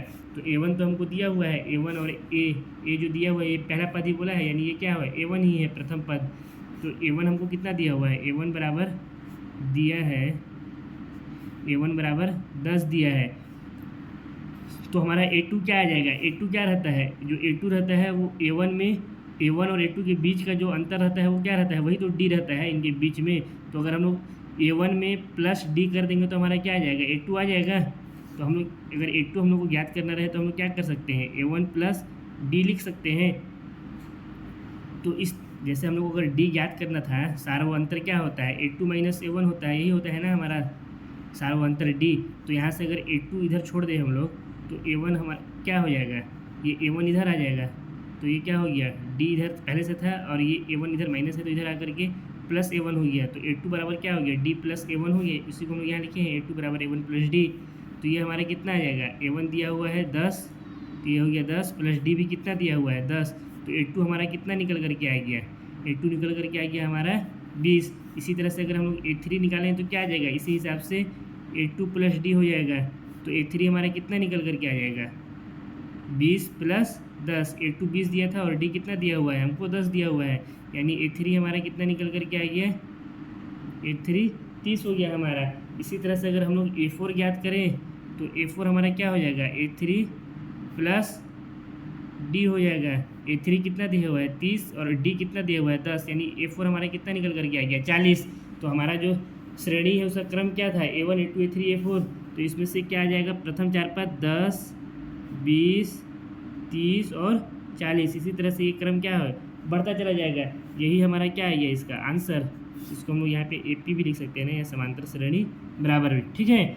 अब इसी तरह से इसका जो दूसरा वाला भाग है उसमें हमको क्या दिया हुआ है, उसमें हमको कह रहा है A बराबर में -2 और D बराबर में 0। A बराबर में कितना दिया है -2 और D बराबर में 0। ये क्या है प्रथम पद है, यानी ये A1 है, ठीक है। तो अब इसका A2 हम लोग कैसे याद करेंगे, सबसे पहले तो इसका जो समांतर श्रेणी का क्रम होगा उसको हम लोग लिख देते हैं। समांतर श्रेणी का क्रम क्या होगा A1 A2 A3 और A4, बस 4 ही पद हमको पहला लिखना है। इसी तरह से ये क्या होगा बढ़ता चला जाएगा। तो यहाँ पे A1 हमको दिया हुआ है -2, ये जो है वो क्या है A1 ही है, प्रथम पद है। तो हम A2 कैसे लिख सकते हैं, A2 को हम लोग क्या कर सकते हैं A1 प्लस D लिख सकते हैं। A1 हमको कितना दिया है -2 प्लस D कितना दिया हुआ है 0। तो हमारा जो A2 निकल कर के आ गया कितना आ गया -2 में से 0 जोड़ेंगे तो -2 ही होगा। इसी तरह से A3 और A4 भी याद कर लेंगे। A3 कितना हो जाएगा हमारा A2 प्लस D हो जाएगा। A2 कितना है हमारा -2 है, प्लस D कितना है D 0 दिया हुआ है, तो ये हो गया 0 बराबर कितना है ये -2। इसी तरह से A4 याद करेंगे तो कितना हो जाएगा A3 प्लस D। A3 कितना दिया हुआ है हमारा, कितना ज्ञात किए अभी हम लोग -2 प्लस D कितना दिया हुआ है 0, तो ये भी कितना आ गया -2 आ गया। यानी हमारा यहाँ पे जो AP आया वो क्या आ गया AP बराबर -2 A1 भी था और बाकी जितना भी है वो सब कितना है -2 और -2। इसी तरह से ये क्या चला जाएगा आगे बढ़ता चला जाएगा। अब इसी तरह से इसके तीसरे वाले भाग को भी हम लोग हल करते हैं। अब आप लोग इसमें कन्फ्यूज़ मत होइएगा ना कि सर यहाँ पे आप A2 के लिए तो यहाँ पे हम लोग को D2 लेना था, आप यहाँ पे सब जगह D क्यों लिए हैं। बच्चा लोग यहाँ पे सब जगह हम लोग D इसलिए लिए हैं क्योंकि हमारा ये क्या है समांतर श्रेणी है, और समांतर श्रेणी में क्या होता है जो सार व अंतर यानी जो अंतर होता है D का मान जो आता है वो सब जगह क्या रहता है सेम रहता है। यानी जो हमारा जो D है वही क्या है D1 भी है D2 भी है D3 भी है, सब समान रहेगा तब तो फिर ये हमारा समांतर श्रेणी हुआ। अगर ये सब समान नहीं रहता आपस में सब बराबर नहीं रहता है तो ये हमारा समांतर श्रेणी थोड़ी कहलाता है। इस क्वेश्चन में भी ऊपर वाले क्वेश्चन में भी हम लोग सब जगह D इसलिए लिए हैं क्योंकि हमारा जो D है वो क्या है वो D1 के भी बराबर है D2 के भी बराबर है D3, ये सब आपस में क्या है बराबर है। अगर ये आपस में बराबर नहीं होते तो ये हमारा समांतर श्रेणी नहीं होता। सब आपस में बराबर है, D हर जगह तो सेम रहता है तभी तो हमारा समांतर श्रेणी ये कहलाता है। अगर D का मान अलग अलग सब जगह रहेगा तो ये हमारा समांतर श्रेणी नहीं कहलाएगा। इसलिए हम लोग सब जगह क्या ले रहे हैं D1 D2 D3 ना लेकर के सब जगह सिर्फ D ही ले रहे हैं, ठीक है। इतना समझ में आ गया। अब जो इसका तीसरा वाला भाग है उसको हल करते हैं। जो तीसरा भाग है इसमें क्या हमको दिया हुआ है A बराबर 4 और D बराबर -3। इसके प्रथम 4 पद हमको बताना है, तो इसका समांतर श्रेणी का जो क्रम हो जाएगा वो क्या हो जाएगा A1 A2 A3 A4, ये कॉमा है ना। इसी तरह से क्या होगा बढ़ता चला जाएगा आगे। तो यहाँ पे हमको A1 कितना दिया हुआ है, A1 हमारा प्रथम पद है, ये हमको कितना दिया है 4। तो इसी तरह से अगर हम लोग A2 निकालेंगे तो क्या हो जाएगा हमारा A2 हो जाएगा A1 प्लस D हो जाएगा। और A1 कितना दिया हुआ है 4 दिया हुआ है, प्लस D कितना दिया है -3 दिया हुआ है, तो इसको ब्रैकेट है -3, यानी ये कितना हो जाएगा 4 प्लस और माइनस का आपस में गुणा होगा तो ये माइनस हो जाएगा। 4 - 3 बराबर ये कितना आ गया 1 आ गया। इसी तरह से अगर हम लोग A3 निकालना चाहें तो क्या हो जाएगा A2 प्लस D हो जाएगा। और A2 का वैल्यू कितना आया है हम लोग का यहाँ से 1 आया है, और यहाँ पे प्लस यहाँ पे लगाएंगे और D माइनस में दिया हुआ है तो प्लस माइनस की जगह मैं इसको मैं डायरेक्ट लिख देता हूँ -3, ठीक है। बार बार इसको एक जैसा नहीं लिख रहा हूँ मैं, प्लस लिख के फिर माइनस करके फिर इसको चेंज नहीं कर रहा हूँ। तो 1 में से 3 माइनस करेंगे तो कितना आ जाएगा -2 आ जाएगा। इसी तरह से अगर हम A4 याद करेंगे तो कितना हो जाएगा A3 प्लस D। A3 कितना है हमारा -2 है, और यहाँ पे प्लस है तो यहाँ प्लस है, लेकिन यहाँ पे D हमारा माइनस में, तो इसको हम डायरेक्ट देते हैं -3। तो ये हमारा कितना हो जाएगा -2 और -3 माइनस का 5 आ जाएगा। यानी हमारा जो AP बना समांतर श्रेणी का जो क्रम बना वो क्या बन गया वो बन गया हमारा 4 1 -2 -5। इसी तरह से ये बढ़ता चला गया। यही किसका हो गया इसका आंसर हो गया। इसी तरह से इसका जो चौथा वाला भाग है उसको भी हम लोग हल कर लेते हैं। चौथा भाग में दिया हुआ है A बराबर कितना दिया हुआ है A बराबर -1 और D बराबर दिया हुआ है 1/2। तो इसको भी हल कर देते हैं। इसके लिए भी जो समांतर श्रेणी का क्रम बनेगा AP वो क्या बन जाएगा A1 A2 A3 A4 और इसी तरह से ये आगे बढ़ता चला जाएगा। तो इसमें A1 तो हमको दिया हुआ है -1, A2 कैसे ज्ञात करेंगे हम लोग, A1 प्लस डी। तो A1 कितना है -1 प्लस डी कितना है 1/2। इसको थोड़ा ऊपर कर देता हूँ, नहीं दिख रहा होगा आप लोगों को, अब दिख रहे हैं। A2 यहाँ से ज्ञात किए, A1 प्लस डी बराबर -1 प्लस 1/2। तो ये कितना हो जाएगा 2, इसके एलसीएम लेंगे, ये 2 हो गया, यहाँ -2 प्लस 1, यानी -2 और प्लस 1 कितना हो गया -1/2 हो गया। अब इसके बाद इसी तरह से A3 ज्ञात करेंगे तो हो जाएगा A2 प्लस में D। A2 कितना दिया हुआ है -1/2 और D कितना दिया हुआ है हमको +1/2। तो ये हमारे कितना आ जाएगा, ये हमारा हो जाएगा 2, इसके एलसीएम लेंगे तो नीचे 2 हो गया, यहाँ -1 और ये +1, यानी ये कितना हो गया 0/2 बराबर 0 आ जाएगा। अब इसी तरह से इसका A4 ज्ञात करेंगे हम लोग तो कितना आ जाएगा A3 प्लस D। A3 कितना हमको दिया है, आया है 0 आया है, प्लस D कितना दिया हुआ है 1/2। तो 0 प्लस 1/2 करेंगे कितना आ जाएगा 1/2, यानी जो हमारा AP आया समांतर श्रेणी का जो क्रम आया वो क्या आ गया, A1 कितना है -1, A2 है -1/2, A3 आया हमारा 0 और A4 क्या ज्ञात हुआ हमको 1/2। इसके बाद ये क्रम आगे क्या होगा, बढ़ता चला जाएगा, यही हो गया हमारा आंसर। अब इसका एक आखिरी भाग बचा हुआ है 5वां नंबर का, उसको भी हम लोग हल करते हैं। उसमें क्या दिया हुआ है 5वें वाले भाग में, इसमें दिया है A बराबर -1.25, A बराबर कितना दिया हुआ है -1.25 और D बराबर हमको कितना दिया हुआ है -0.25, यही दिया हुआ है ना बच्चा लोग। तो इसको भी हम लोग हल कर लेते हैं, कुछ नहीं करना है। AP बराबर हमारा क्या हो जाएगा A1, A2, A3, A4, ये आगे क्या होगा बढ़ता चला जाएगा। तो यहाँ से हमारा A1 कितना है -1.25 दिया हुआ है, A2 ज्ञात करेंगे तो क्या हो जाएगा A1 प्लस में D। A1 कितना दिया है -1.25 प्लस का चाहिए तो प्लस, और D कितना है माइनस में, तो इसको ब्रैकेट में लिखते हैं -0.25 बराबर ये क्या हो जाएगा -1 हो जाएगा, ये -1.25, ये प्लस माइनस आपस में जुड़ा हुआ तो -0.25 हो गया। यानी इसको हम लोग हल करेंगे तो A2 हमारा कितना निकल करके आ जाएगा -1.25 माइनस 0.25, ये हो जाएगा -1.50। नहीं दिख रहा होगा आप लोगों को, तो इसको और ऊपर कर देता हूँ मैं, ठीक है। इसको हल किया तो कितना है -1.50। इसी तरह से अब हम लोग इसका A3 ज्ञात करेंगे तो क्या हो जाएगा A2 प्लस D। A2 कितना आया हमारा -1.50। अब यहाँ पे देखिए बच्चा लोग, यहाँ पे प्लस है लेकिन हमारा D माइनस में दिया हुआ है, तो इसको हम लोग डायरेक्ट माइनस कर देते हैं 0.25 से। तो ये क्या हो जाएगा -1.50 माइनस 0.5, ये कितना हो गया हमारा 25, सॉरी -1.75 हो जाएगा। इसी तरह से इसका A4 हम लोग ज्ञात करेंगे, चौथा पद ज्ञात करेंगे श्रेणी का, तो हमारा क्या हो जाएगा A3 प्लस D हो गया।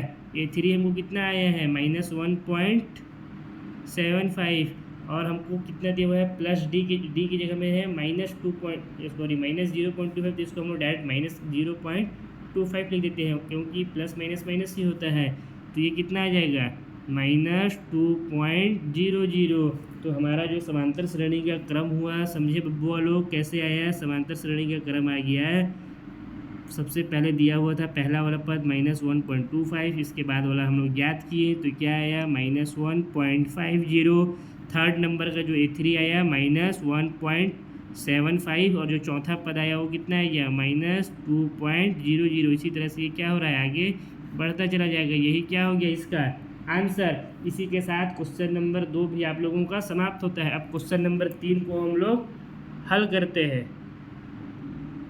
क्वेश्चन नंबर 3 दिया हुआ है, निम्नलिखित में से प्रत्येक AP यानी समांतर श्रेणी के लिए प्रथम पद तथा सार्व अंतर लिखिए। जिसमें पहला वाला हमको AP दिया हुआ है 3 1 -3, सॉरी 3 1 -1 -3 और इस तरह से ये क्रम बढ़ता गया है। तो प्रथम पद को हम लोग क्या कहते हैं, प्रथम पद को हम लोग A कहते हैं। प्रथम पद हमारा क्या होता है A1, और A1 हमारा यहाँ पे कितना दिया हुआ है 3 दिया हुआ है, तो ये हमारा हो गया 3।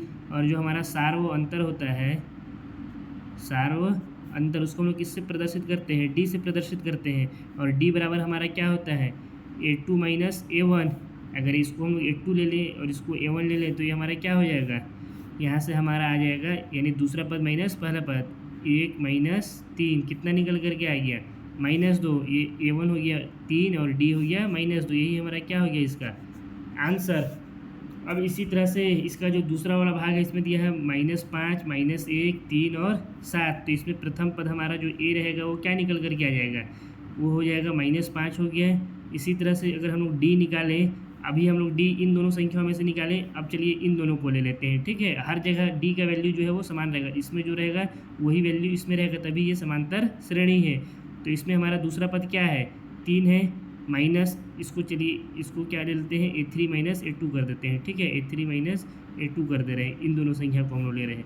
तो इसमें हमारा क्या है, A3 3 और माइनस है तो माइनस, और ये कितना है -1 A2, तो यहाँ पे हो गया -1, यानी यहाँ से हमारा हो गया 3 माइनस माइनस प्लस 1 बराबर कितना आ गया, 4 आ गया। तो ये हमारा क्या हो गया, -5 और 4, ये हमारा हो गया A और D का वैल्यू, प्रथम पद और सार्वंतर हो गया इसका आंसर। इसी तरह से इसका जो तीसरा और चौथा वाला भाग है इसको भी हल करते हैं। यहाँ पे पहला पद A है वो कितना दिया हुआ है, 1/3 दिया हुआ है। अभी हम लोग पहले वाले में इन दोनों के बीच पहला दूसरा ज्ञात किए थे D, दूसरे वाले में दूसरा और तीसरा का D ज्ञात किए। इसमें हम लोग तीसरे वाले में इन दोनों का बीच से D ज्ञात कर लेते हैं। तो D का वैल्यू कितना आ जाएगा, D का वैल्यू आ जाएगा यहाँ पे हम लोग अगर A4 माइनस A3 करें तो क्या आएगा, 13/3 माइनस 9/3। यहाँ से एलसीएम ले लेंगे तो नीचे हो जाएगा 3, ऊपर हो गया 13 माइनस 9, तो यहाँ से आ गया 4/3। यही क्या हो गया इसका आंसर। आप लोग इन दोनों संख्याओं से भी निकालेंगे तो 4/3 ही आएगा, डरने की बिल्कुल भी ज़रूरत नहीं है। इसी तरह से इस समांतर श्रेणी के लिए हमारा A कितना हो जाएगा, 0.6 हो गया है, प्रथम पद जो हमारा हो गया यानी A1। इसको हम लोग A की जगह पे A1 भी बोल सकते हैं, यहाँ पे A की जगह पे हम लोग क्या बोल सकते हैं इसको A1, क्या है कि ये प्रथम पद है ना। अब इसके बाद D हमारा क्या आ जाएगा, सार्वंतर। इन दोनों में से अगर हम लोग निकालें फिर से तो A2 माइनस A1, जो दो पद कंटिन्यू रहेंगे उसी से हमारा D निकलता है ना। ऐसा नहीं कि इसको लेकर के आप लोग निकाल दिए, आप लोग गलत हो जाएगा। पहला दूसरा निकालिए, दूसरा तीसरा, तीसरा चौथा, इस तरह से, ठीक है। तो A2 माइनस A1 करेंगे कितना आ जाएगा, 1.7 माइनस 0.6, इसको हम लोग घटा देंगे तो कितना आ जाएगा 1.1, यानी हमारा A1 आ गया 0.6 और D कितना आ गया, सार्वंतर 1.1 आ गया। यही हमारा हो गया इसका उत्तर। इसी के साथ क्वेश्चन नंबर 3 हम लोग का समाप्त होता है। अब हम लोग क्वेश्चन नंबर 4 को हल करते हैं।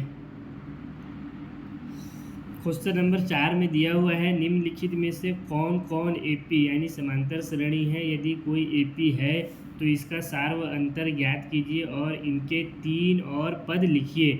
अब यहाँ पे हम लोग को एक श्रेणी दिया हुआ है, इसमें से हम लोग को चेक करना है और बताना है ये समांतर श्रेणी यानी AP है कि नहीं है। अगर AP है तो इसमें हम लोग क्या करना है, 3 और पद ज्ञात करना है। तो अलग AP कैसे पता चलेगा AP है कि नहीं है, हम लोग क्या करेंगे, इसके बीच का अंतर देखेंगे। किसी भी 3 संख्याओं 2 D निकालेंगे, या D1 और D2 निकालेंगे, या D2 और D3, कोई भी इसमें से D निकालेंगे और उसका आपस में कंपेयर करेंगे। यदि दोनों समान होगा तो क्या होगा, ये हमारा समांतर श्रेणी होगा। और इसके बाद इसका 3 और पद हम लोग ज्ञात कर सकते हैं। आइए इसको कैसे हल करेंगे। देखिए सबसे पहले तो हम लोग क्या करना है, ये श्रेणी दिया हुआ है तो श्रेणी में हम लोग क्या करना है, इसको देखना है कि ये क्या कहते हैं AP है या नहीं है। तो इसके लिए हम लोग क्या करते हैं, सबसे पहले D ज्ञात कर लेते हैं, ठीक है। आप लोग ज़रूरी नहीं है सिर्फ D1 ज्ञात करें, इन दोनों पदों के बीच का अंतर या इन दोनों पदों के बीच का, किसी भी 2 पदों के बीच का अंतर आप लोग ज्ञात कर सकते हैं। तो अगर इसमें हम लोग अगर D1 ज्ञात करेंगे तो क्या हो जाएगा, हमारा A2 माइनस A1 हो जाएगा। A2 कितना दिया हुआ है 4 माइनस A1 कितना दिया हुआ है 2, कितना आ गया 2 आ गया। इनके बीच का अंतर कितना है 2 है। इसी तरह से अगर हम लोग D2 ज्ञात करें तो क्या हो जाएगा A3 माइनस A2। अब इसके बीच हम लोग देखें तो क्या हो जाएगा, A3 कितना है 8 माइनस A2 कितना दिया हुआ है 4, इसके बीच का अंतर कितना आ गया 4 आ गया। यानी हमारा D1 और D2 आपस में बराबर, D1 और D2 आपस में बराबर नहीं है। इसलिए यहाँ पे हम लोग लिख सकते हैं, इसलिए यह AP नहीं है। यही हमारा क्या हो गया, इसका आंसर हो गया। आप लोग चाहें तो D3 भी ज्ञात कर सकते हैं, अगर नहीं भी ज्ञात करेंगे तो इतना में भी हमारा आंसर बिल्कुल सही है। आप लोग चाहें तो यहाँ पे D3 भी ज्ञात कर सकते हैं। D3 कैसे ज्ञात हो जाएगा, A3 लिख रहा हूँ, A4 माइनस A3, A4 कितना दिया हुआ है 16 माइनस A3 दिया है 8, इसके बीच का अंतर आ गया 8। तो हम लोग यहाँ पे लिख सकते हैं D1 नहीं बराबर है D2 के, और ये बराबर नहीं है D3 के। ये भी आप लोग इस तरह से लिख सकते हैं, लेकिन इतना लिखने की जरूरत नहीं है, इतना में ही हमारा आंसर क्या हो जाएगा, सही हो जाएगा। ठीक है, अब इसके बाद इसका जो दूसरा वाला भाग है उसको भी हम लोग हल करते हैं। दूसरा वाले भाग में क्या दिया हुआ है, दूसरे वाले भाग में दिया हुआ है 2, 5/2, 3, 7/2, इसी तरह से ये आगे बढ़ता गया है। तो इसको भी हम लोग हल करते हैं। क्या करेंगे, चेक करने के लिए ये समांतर श्रेणी है कि नहीं, डी ज्ञात करेंगे। तो यहाँ से D1 बराबर क्या हो जाएगा, A2 माइनस A1। A2 कितना दिया है 5/2 माइनस A1 कितना दिया है 2, इसके एलसीएम ले लेंगे तो कितना हो जाएगा, यहाँ नीचे हो गया 2, ये हो गया 5 माइनस 4, यानी कितना आ गया 1/2 आ गया हमारा D1। अब इसी तरह से अगर D2 ज्ञात करें तो D2 कितना हो जाएगा, D2 हो जाएगा 3 minus A3 minus A2। A3 कितना दिया है 3 माइनस A2 कितना दिया हुआ है 5/2, तो ये कितना हो जाएगा, इसका एलसीएम ले लेंगे तो यहाँ हो गया 2, और ये हो गया 3 दूना 6 माइनस 5, ये भी कितना आ गया 1/2। अब यहाँ पे देखिए हमारा जो D1 और D2 है वो आपस में क्या है, एक दूसरे के बराबर है। तो इसको हम लोग क्या मान सकते हैं, इसको हम लोग मान सकते हैं, ये इसको हम लोग लिख सकते हैं D1 बराबर है D2 के, इसलिए यह यानी यह कौन, ये जो दिया गया श्रेणी है, यह एक AP है। अब इसका अगला 3 पद, अब इसके बाद और 3 पद हम लोग को ज्ञात करना था, प्रश्न में हमको यही बोला है। इसके बाद क्या बोला है, और इनके 3 पद लिखिए। अगर ये समांतर श्रेणी है तो और 3 पद हम लोग यहाँ पे लिख लेंगे। यहाँ पे कितना तक दिया था A1 A2 A3 A4, तो अभी यहाँ पे हमारा क्या आ जाएगा A5 बराबर हमारा क्या हो जाएगा, A5 हो जाएगा A4 प्लस D हो जाएगा। अब आप लोग बोलेंगे सर यहाँ तो हम लोग D1 और D2 ज्ञात किए हैं, D ज्ञात ही नहीं किए हैं। तो बच्चा लोग हमारा D1 और D2 आपस में एक दूसरे के क्या है, बराबर है। तो इसको हम लोग नहीं लिख सकते हैं D बराबर D1 बराबर D2 बराबर D3 बराबर D4 बराबर, जितना भी हम लोग का D रहेगा सब आपस में बराबर होंगे, तब तो ये समांतर श्रेणी है। तो सबको हम लोग क्या मान लिए, सबको हम लोग D मान लिए। तो उस D को हम लोग यहाँ पे लिख देते हैं। तो इसको हम लोग क्या कर देंगे, A4 कितना दिया हुआ है 7/2, और D हमारा कितना आया है सब जगह पे 1/2। तो इसका एलसीएम लेंगे तो ये हो गया 2, ये हो गया 7 + 1 यानी 8/2। इसको भाग दे देंगे 8 को 2 से, तो कितना आ गया 4 आ गया, यानी हमारा A5 कितना हो गया 4। इसी तरह से A6 ज्ञात करेंगे तो कितना हो जाएगा A5 + D। A5 कितना आया है 4 + D कितना था 1/2। तो इसके एलसीएम ले लेंगे, ये हो गया 2, ये हो गया 4 दूना 8 + 1, यानी हमारा D आया कितना आ गया A6 आ गया 9/2। इसी तरह से इसका A7 भी ज्ञात करेंगे। A7 कितना हो जाएगा A6 प्लस यहाँ पे 6 नहीं है ना, ये D है, ठीक है, A6 + D। तो A6 हमारा कितना है 9/2 प्लस D कितना है 1/2 है, ये 2 है ना। तो इसका एलसीएम लेंगे तो कितना हो जाएगा, ये 2 हो गया, और ये ऊपर में कितना है गया, ये हो गया 9 + 1 बराबर 10/2। 10 को 2 से काट देंगे तो कितना आ गया 5, यानी हमारा जो अगला 3 पद आ गया वो क्या आ गया 4 आ गया है, 9/2 आ गया और 5 आ गया। आप तो चाहें तो इसको और अच्छे तरीके से भी लिख सकते हैं। इसको हम लोग क्या लिख सकते हैं AP बराबर 2, फिर उसके बाद 5/2, 3, 7/2, इसके बाद हमारा अगला आया था 4, फिर आया था 9/2 और लास्ट में आया था 5। इसी तरह से ये आगे बढ़ता चला जाएगा, और यही हमारा हो गया इसका आंसर है। इसी तरह से इसका जो तीसरा वाला भाग है उसको भी हल कर। क्वेश्चन नंबर 1 का तीसरा वाला भाग में दिया हुआ है -1.2 -3.2 -5.2 -7.2। इसी तरह से ये आगे बढ़ता चला जा रहा है। तो सबसे पहले हम लोग चेक करेंगे ये समांतर श्रेणी है कि नहीं। इसके लिए क्या करेंगे, कोई भी दो D हम लोग ज्ञात करेंगे। पहले तो हम लोग चलिए ज्ञात कर लेते हैं, इसमें D1 ज्ञात कर लेते हैं। D1 क्या हो जाएगा हमारा, D1 हो जाएगा हमारा A2 - A1। A2 कितना दिया हुआ है -3.2, और -A1 कितना दिया हुआ है -1.2। तो ये कितना आ जाएगा -3.2, ये हो गया, और ये माइनस माइनस आपस में प्लस हो जाएंगे, तो ये हो गया +1.2। -3.2 + 1.2 आपकी क्या हो जाएगा, ये आ जाएगा -2 से 2 हो गया 0 और 3 में से 1 माइनस किया तो 2, यानी -2.0 आया। अब इसी तरह से इन दोनों को छोड़ करके अब इन दोनों को भी लेकर के देख लीजिए, हमारा हर जगह D क्या आएगा समान आएगा। अब D3 अगर ज्ञात करेंगे तो क्या हो जाएगा A4 - A4 कितना दिया हुआ है -7.2 माइनस A3 कितना दिया हुआ है -5.2, यहाँ भी माइनस है बीच में, तो माइनस माइनस आपस में क्या हो जाएगा प्लस, तो इसको डायरेक्ट कर देता हूँ मैं, +5.2 ये कितना हो जाएगा -2.0 हो जाएगा। अब यहाँ पे हमारा चूँकि D1 बराबर है D3 के, इसलिए दिया गया जो क्रम है हमको दिया गया श्रेणी AP होगा। ठीक है, ये हमारा आधा उत्तर अभी तक आ गया है। अब इसके बाद हमको क्या बोला है 3 और पद, तो यहाँ पे लिखेंगे हम लोग और 3 पद या 3 और पद जो आप लोगों को लिखना हो। यहाँ पे कितना तक था A4 तक हमको दिया है, तो अब A5 हम लोग निकालेंगे। A5 क्या आएगा A4 + D हो जाएगा। A4 हमारा कितना दिया हुआ है -7.2 + D कितना आ रहा है हमारा -2.0, तो ये हो गया -2.0, ये कितना हो जाएगा हमारा -7.2 और प्लस माइनस माइनस हो गया -2.0 हो गया ये, तो ये आपस में कितना हो जाएगा -9.2 हो जाएगा। अब इसी तरह से A6 हम लोग याद करेंगे, तो A6 हमारा क्या हो जाएगा A5 + D। A5 हमारा कितना है -9.2 + D कितना है -2.0 है, तो इसको हम लोग डायरेक्ट लिख देते हैं -2.0। ये हमारा कितना निकल के आ जाएगा -11.2 आ गया। इसी तरह से A7 भी अगर हम लोग याद करें तो क्या हो जाएगा A6 + D।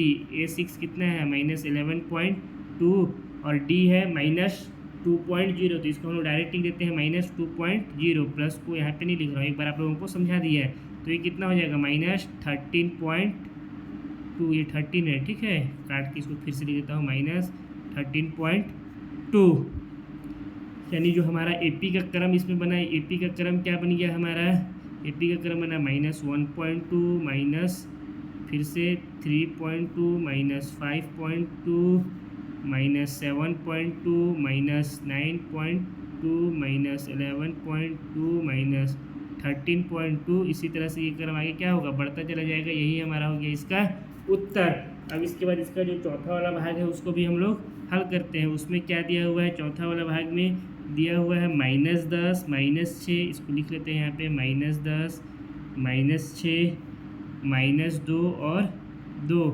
इसको चेक करना है ये समांतर श्रेणी है या नहीं है। तो क्या करेंगे कहीं से भी कोई भी 2 D ज्ञात कर लेंगे। एक ज्ञात कर लेते हैं हम लोग D1 कितना है D1 क्या होता है हमारा A2 - A1। A2 कितना है -6 और A1 कितना दिया हुआ है -10। इसको हम लोग ब्रैकेट में लिखते हैं। ये हमारा कितना आ जाएगा -6 माइनस माइनस प्लस ये हो गया 10, यानी ये हमारा कितना निकल के आ गया -6 + 10 4 हो गया।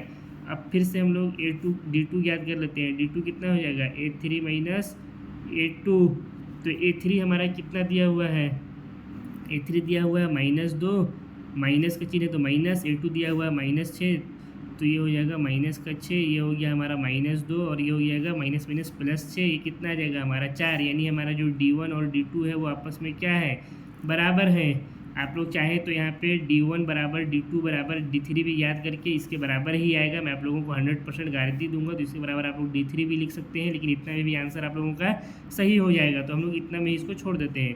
चूँकि D1 बराबर D2 है तो इसको लिखेंगे इसलिए दिया गया क्रम या श्रेणी संख्या जो भी आप लोगों को लिखना हो लिख सकते हैं AP होगा। ये हमारा आधा उत्तर आ गया। अब इसके बाद आगे हमको क्या बोला है 3 और पद याद करना है। तो यहाँ पे हम लिखते हैं 3 और पद कौन कौन से हो जाएंगे A4 तक दिया हुआ है A1 A2 A3 और A4, तो A5 याद कर लेंगे। A5 कितना हो जाएगा हमारा A4 + D, तो A4 हमको कितना दिया हुआ है A4 दिया हुआ है 2, तो इसको लिख देंगे 2 + D कितना दिया हुआ है 4, तो ये कितना हो जाएगा 6। A6 याद करेंगे। A6 में क्या हो जाएगा A5 + D। A5 कितना है हमारा 6 है प्लस D कितना है 4 है, तो हमारा हो गया ये 10। इसी तरह से A7 कितना हो जाएगा A6 + D। A6 कितना है 10 + D कितना है 4, तो ये हमारा कितना हो जाएगा 14। यानी जो हमारा AP आया समांतर श्रेणी का जो हमारा क्रम आया वो क्या आई है दिया हुआ है -10 -6 -2 2। इसके बाद हम लोग क्या याद किए 6 10 और 14। ठीक है, अब इसके बाद ये क्रम आगे क्या होगा, बढ़ता चला जाएगा। यही हमारा हो गया उत्तर, समझे बबुआ लोग। अब इसके बाद हम लोग इसका पाँचवां वाले भाग को हल करते हैं। क्वेश्चन नंबर 1 का जो पाँचवां वाला भाग है उसमें दिया हुआ है 3 plus root 2, 3 plus 2 root 2, 3 plus 3 root 2। इसी तरह से आगे बढ़ता गया है। चेक करना है समांतर श्रेणी है कि नहीं। कैसे चेक करेंगे, D2 ज्ञात कर लेते हैं हम लोग, अभी D1 को छोड़ देते हैं। आप लोग D1 भी ज्ञात कर सकते हैं, ठीक है। तो D2 बराबर क्या हो जाएगा, A3 माइनस A2। A3 कितना दिया हुआ है, 3 प्लस 2 रूट 2, और माइनस है तो माइनस A2 कितना दिया हुआ है, 3 प्लस रूट 2, यही दिया हुआ है। यहाँ पे माइनस है तो ये भी आप पहले क्या हो जाएगा, ये माइनस है तो इसको पहले ब्रैकेट में लिख लेते हैं, यानी इसको हल करेंगे तो क्या हो जाएगा, 3 प्लस 2 रूट 2, ब्रैकेट खोलेंगे तो ये भी हो जाएगा -3 और ये भी हो जाएगा माइनस रूट 2।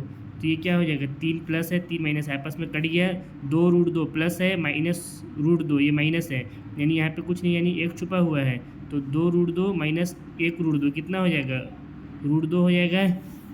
इसी तरह से अब हम लोग D3 ज्ञात कर लेते हैं। D3 कितना दिया हुआ है, सॉरी कितना होता है, A4 माइनस A3 हो जाएगा। A4 कितना दिया हुआ है, 3 प्लस 3 रूट 2, माइनस है तो माइनस A3 में A3 कितना दिया है, 3 प्लस 2 रूट 2, तो ये हो जाएगा 3 प्लस, या इसको ब्रैकेट, अच्छा चलिए लिख देता हूँ, 2 रूट 2, ये इसको ब्रैकेट में लगा देते हैं। यहाँ से ब्रैकेट खुलेगा तो क्या हो जाएगा, 3 प्लस 3 रूट 2 माइनस 3, माइनस ये हो जाएगा 2 रूट 2, ये 3 प्लस ये 3 माइनस कट गया, प्लस 3 रूट 2 माइनस 3 रूट 2 कितना आ जाएगा, रूट 2 हो जाएगा। 3 में से 2 को माइनस करेंगे तो रूट 2 ही तो यहाँ पे बचा है ना, यानी हमारा यहाँ पे D2 बराबर किसके है, D3 के है। इसलिए ये क्या हो जाएगा, इसलिए दी गई श्रेणी AP होगा या कहलाएगा। ये आधा उत्तर हमारा है अभी। इसके बाद अभी और आगे क्या करना है, ये अगर AP है तो 3 और पद याद करना है, तो इसका 3 और पद याद कर लेते हैं। 3 और पद कौन कौन सा हो जाएगा इसमें, A4 तक था तो A5 क्या हो जाएगा हमारा, A5 हो जाएगा A4 प्लस D।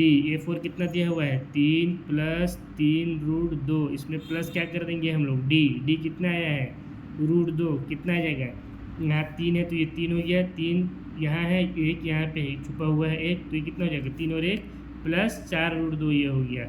इसी तरह से A6 ज्ञात करेंगे तो कितना हो जाएगा, A5 प्लस D। A5 कितना आ गया, 3 प्लस 4 रूट 2 प्लस D कितना है, रूट 2, तो ये कितना हो जाएगा, 3 है तो 3 प्लस 4 यहाँ है 1 यहाँ है, ये हो गया 5 रूट 2। इसी तरह से A7 भी हम लोग याद करेंगे। A7 हमारा कितना यहाँ से आ जाएगा, A7 आ जाएगा A6 प्लस D। A6 कितना है, 3 प्लस 5 रूट 2 और D कितना है, रूट 2, तो ये कितना हो गया, ये 3 का 3 आ गया प्लस 5 यहाँ है 1 यहाँ है, ये हो गया 6 रूट 2।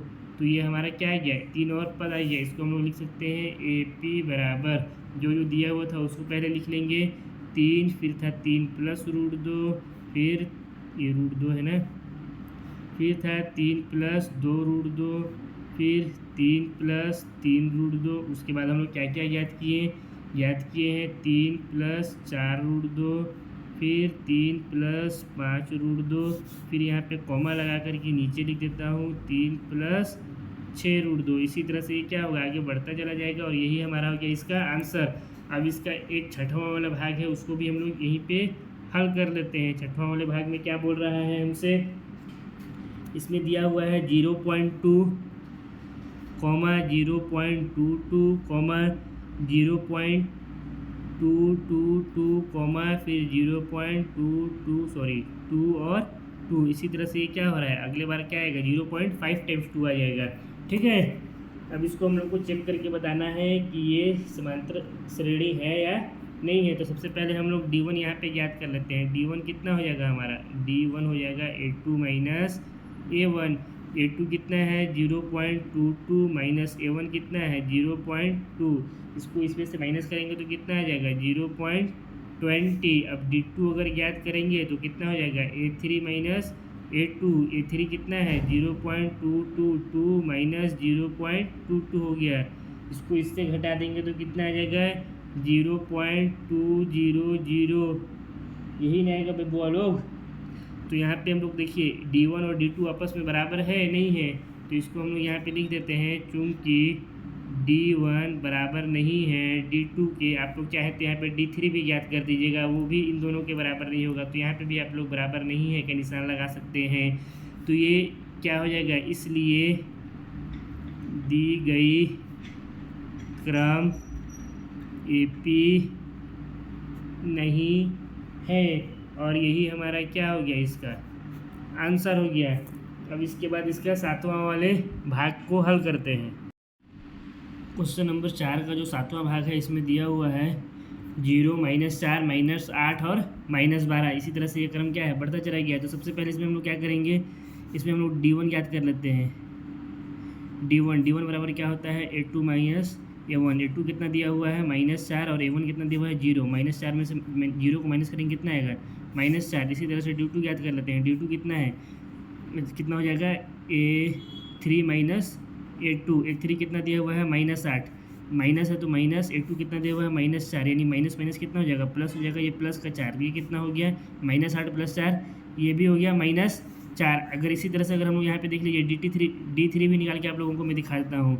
D3 का वैल्यू कितना हो जाएगा, A4 - A3। A4 कितना दिया हुआ है, -12। A3 कितना दिया हुआ है, -8, यानी माइनस यहाँ पे भी है और माइनस यहाँ पे भी, दोनों आपस में कितना हो जाएगा, प्लस। तो ये हो जाएगा +8, -12 + 8, ये कितना हो जाएगा, -4। यहाँ पे देख लीजिए हम लोग का D1, D2 और D3 दोनों आपस में क्या है, तीनों बराबर है। तो इसको हम लिखेंगे चूँकि यहाँ सार्व अंतर D बराबर D1 बराबर D2 बराबर D3, जितना है D1, D2, D3 सबको हम लोग क्या मान लिए, D मान लेते हैं। D3 समान है, इसलिए यह AP होगा। अब ये AP हुआ तो इसको हम लोग को और क्या याद करना है, 3 और पद याद करना है। तो यहाँ पे लिखते हैं 3 और पद इसमें कौन कौन से हो जाएंगे, 3 और पद। यहाँ पे A4 तक दिया हुआ था तो हो जाएगा A5 क्या हो जाएगा, A4 + D। A4 कितना दिया हुआ है हम लोग को, -12 + D कितना दिया हुआ है, -4। तो ये यहाँ पे प्लस है और D हमारा कितना है, -4 है। तो ये कितना हो जाएगा, प्लस माइनस माइनस हो जाएगा, तो हो गया -4, यानी कितना आ गया हमारा, -16 आ गया। इसी तरह से A6 याद कर लेंगे। A6 कैसे ज्ञात होगा, A5 प्लस में D। A5 कितना दिया हुआ है, यहाँ -16 आ गया है, प्लस है, लेकिन हमारा D कितना है, -4 है। तो इसको हम लोग प्लस माइनस कितना हो जाएगा, -4 बराबर -16 - 4, -20 हो गया। इसी तरह से A7 भी ज्ञात करेंगे तो कितना हो जाएगा, A6 प्लस में D हो जाएगा। A6 का वैल्यू कितना है हम लोग का, -20 + D, प्लस यहाँ है और D हम लोग कितना है, -4 आया है। तो ये प्लस माइनस माइनस हो जाएगा, ये हो गया -4, कितना हो गया, -24। अब हम लोग का जो AP आया है उस AP को यहाँ पे लिख देते हैं। AP हम लोग क्या आया, क्या क्या दिया हुआ था, 0, -4, -8, -12। उसके बाद हम लोग क्या क्या ज्ञात किए हैं, -16 ज्ञात किए हैं, -20 ज्ञात किए, -24 ज्ञात किए। इसी तरह से ये क्रम क्या होगा, बढ़ता चला जाएगा। यही हमारा क्या हो गया, इसका आंसर। अब इसी तरह से इसका जो 8वां वाला भाग है उसको भी हम लोग हल करते हैं। 8वां भाग में क्या दिया हुआ है, 8वां इस पर दिया हुआ है -1/2, -1/2, -1/2 और -1/2। तो इसको यहाँ पे पहले लिख देते हैं, -1/2, -1/2, -1/2 और -1/2। इसी तरह से ये क्रम क्या है, बढ़ता जा रहा है। तो इसमें हम लोग क्या करेंगे, कुछ नहीं करेंगे। सबसे पहले हम लोग क्या करेंगे, D1 ज्ञात कर लेते हैं।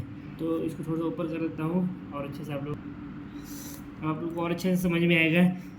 यहाँ से अगर D1 ज्ञात कर लेंगे तो कितना हो जाएगा, A2 माइनस में A1। A2 कितना दिया हुआ है, -1/2, माइनस का चिन्ह है, और यहाँ पे A1 हम लोग कितना दिया, अभी -1/2, यानी माइनस और माइनस कितना हो जाएगा, प्लस हो जाएगा। तो इसको कर देंगे प्लस का 1/2, यानी हमारे जो D आ गया उसका वैल्यू कितना आ गया, D1 का 0 आ गया। इसी तरह से अगर हम लोग D2 भी याद करेंगे तो कितना आ जाएगा, A3 माइनस में A2। A3 कितना दिया है, -1/2, A2 कितना दिया है, -1/2, बीच में माइनस का चिन्ह है तो माइनस माइनस क्या हो जाएगा, प्लस।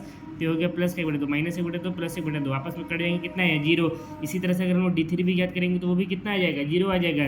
तो यहाँ पे हम लोग क्या लिख सकते हैं, चूँकि यहाँ सार्व अंतर D बराबर D1 बराबर D2, ठीक है।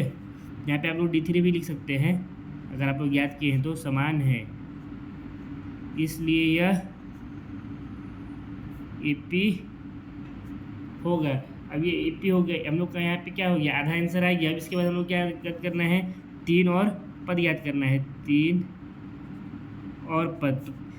इसके बाद जो हमारा A5 आ जाएगा वो कितना आ जाएगा, A4 प्लस डी हो जाएगा। A4 हम लोग का कितना दिया हुआ है, यहाँ से अगर हम लोग देखें तो A4 कितना है, -1/2 है, तो ये हो जाएगा हम लोग का बराबर में -1/2 प्लस डी का वैल्यू कितना है 0, तो ये हो गया +0, कितना आ जाएगा ये -1/2।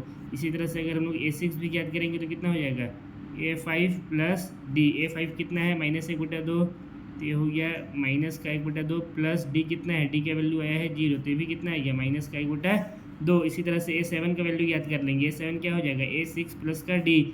A6 का वैल्यू कितना है -1/2, तो ये हो गया -1/2 प्लस डी का वैल्यू 0 है।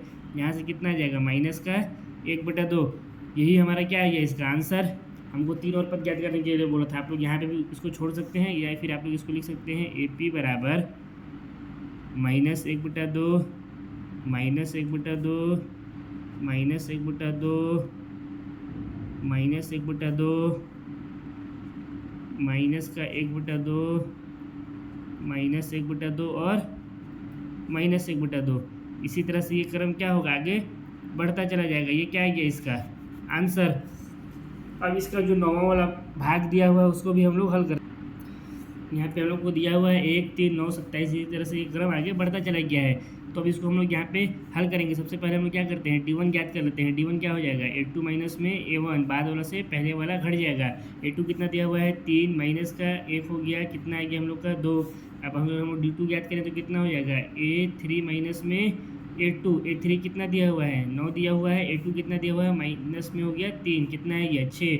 अब देखिए D1 और D2 आपस में बराबर है नहीं है, तो ये हमारा क्या होगा, ये हमारा AP नहीं होगा। लेकिन अगर आप लोग को मन है तो यहाँ पे D3 भी आप लोग याद कर सकते हैं। तो इसको हम याद करेंगे तो क्या हो जाएगा, A4 माइनस में A3, ये कितना आ जाएगा 27 माइनस में 9, 27 में से 9 घटाएंगे कितना आ जाएगा 18। तो इसको हम लिखेंगे, चूंकि यहाँ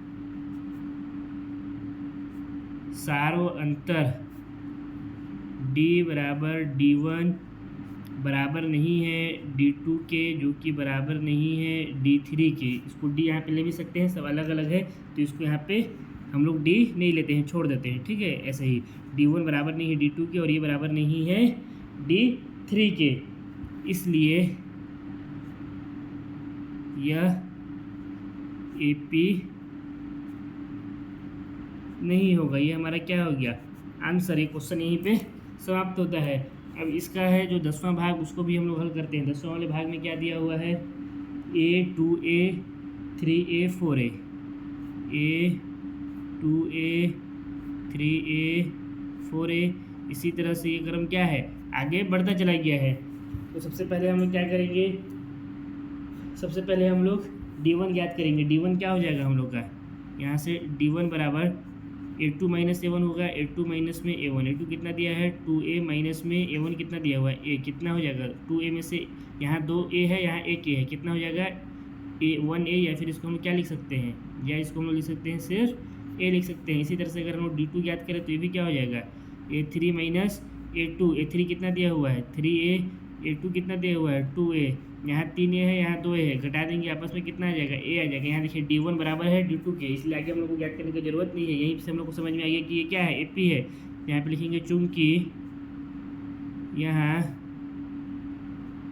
सार्व अंतर D बराबर D1 बराबर D2। अब आप लोग अगर D3 ज्ञात करेंगे तो लिख सकते हैं यहाँ पे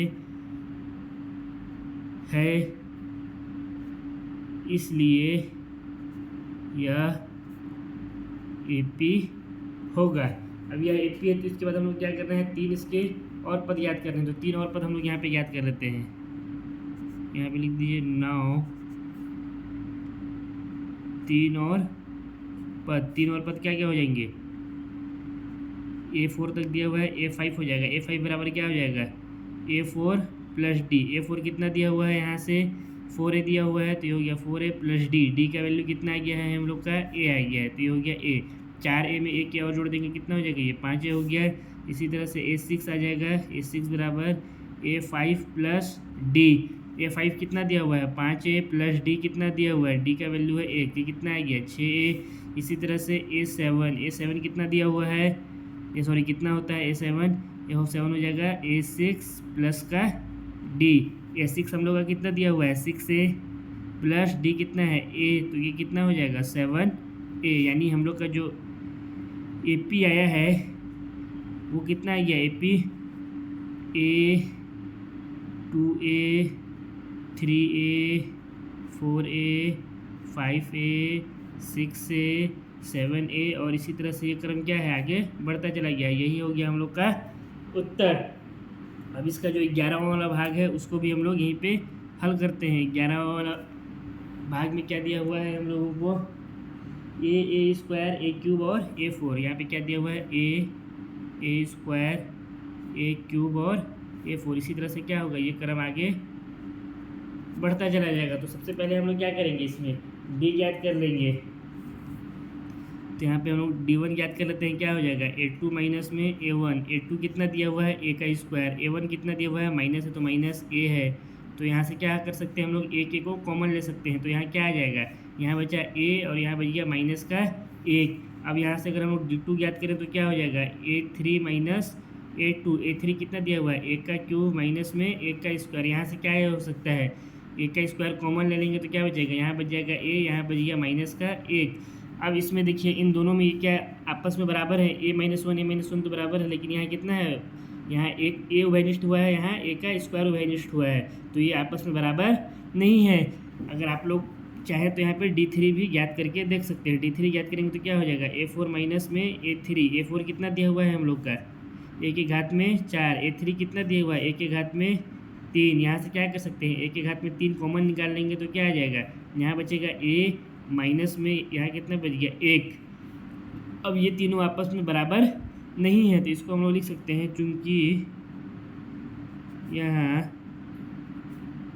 सारो अंतर D1 बराबर नहीं है D2 के, ना ही D3 बराबर है, इसलिए यह AP नहीं होगा। यही हमारा क्या हो गया, इसका आंसर हो गया। अब इसके बाद हम लोग इसके 12वें वाले भाग को हल करते हैं। इसके 12वें वाले भाग में दिया हुआ है √2 √8 √18 और √32। इसी तरह से क्या हुआ है आगे बढ़ता चला गया। तो इसमें हम लोग सबसे पहले क्या करेंगे, D1 ज्ञात कर लेंगे। D1 कितना हो जाएगा A2 माइनस में A1। A2 कितना दिया हुआ है √8 माइनस में A1 कितना दिया है √2। अब यहाँ पे √8 को हम लोग क्या लिख सकते हैं, अगर 8 का वर्गमूल हम लोग ज्ञात करें तो क्या हो जाएगा, 2 से भाग देंगे 4, फिर 2 से जाएगा ये 2, फिर 2 से जाएगा 1, यानी 2 बाहर निकल जाएगा, 2 √2 ये हो जाएगा। तो इसको हम लोग क्या लिख सकते हैं 2 √2 माइनस में √2। अब यहाँ देखिए यहाँ 2 √2 है, यहाँ 1 √2 है, तो इस 2 से ये 1 माइनस हो जाएगा तो क्या आ जाएगा ये √2 हो जाएगा। अब इसी तरह से यहाँ से हम लोग D2 याद करेंगे तो क्या हो जाएगा A3 माइनस में A2। A3 कितना दिया हुआ है हम लोग का रूट का 18 माइनस A2 कितना दिया हुआ है हम लोग का √8। अब यहाँ पे अगर हम लोग 18 का वर्गमूल याद करें तो ये कितना आ जाएगा, इसका गुणनखंड याद करेंगे हम लोग 18 का, तो ये कितना आ जाएगा 2 से जाएगा ये 9 बार में, फिर ये 3 से जाएगा, फिर ये 3 से जाएगा 1 बार में, यानी ये क्या हो जाएगा 3√2 आ जाएगा। तो इसको हम लोग 18 क्या लिख सकते हैं 3√2 लिख सकते हैं। और 8 का हम लोग को क्या आया था 2√2 आया था, तो इसको हम लोग लिख दिए 2√2। अब 3 में से 2 को माइनस करेंगे तो कितना आ जाएगा, ये भी √2 आ जाएगा। यहाँ पे भी मतलब हम लोग का क्या है D1 और D2 आपस में बराबर है। अब अगर आप लोग चाहें तो D3 भी निकाल के देख सकते हैं, वो भी √2 ही आएगा।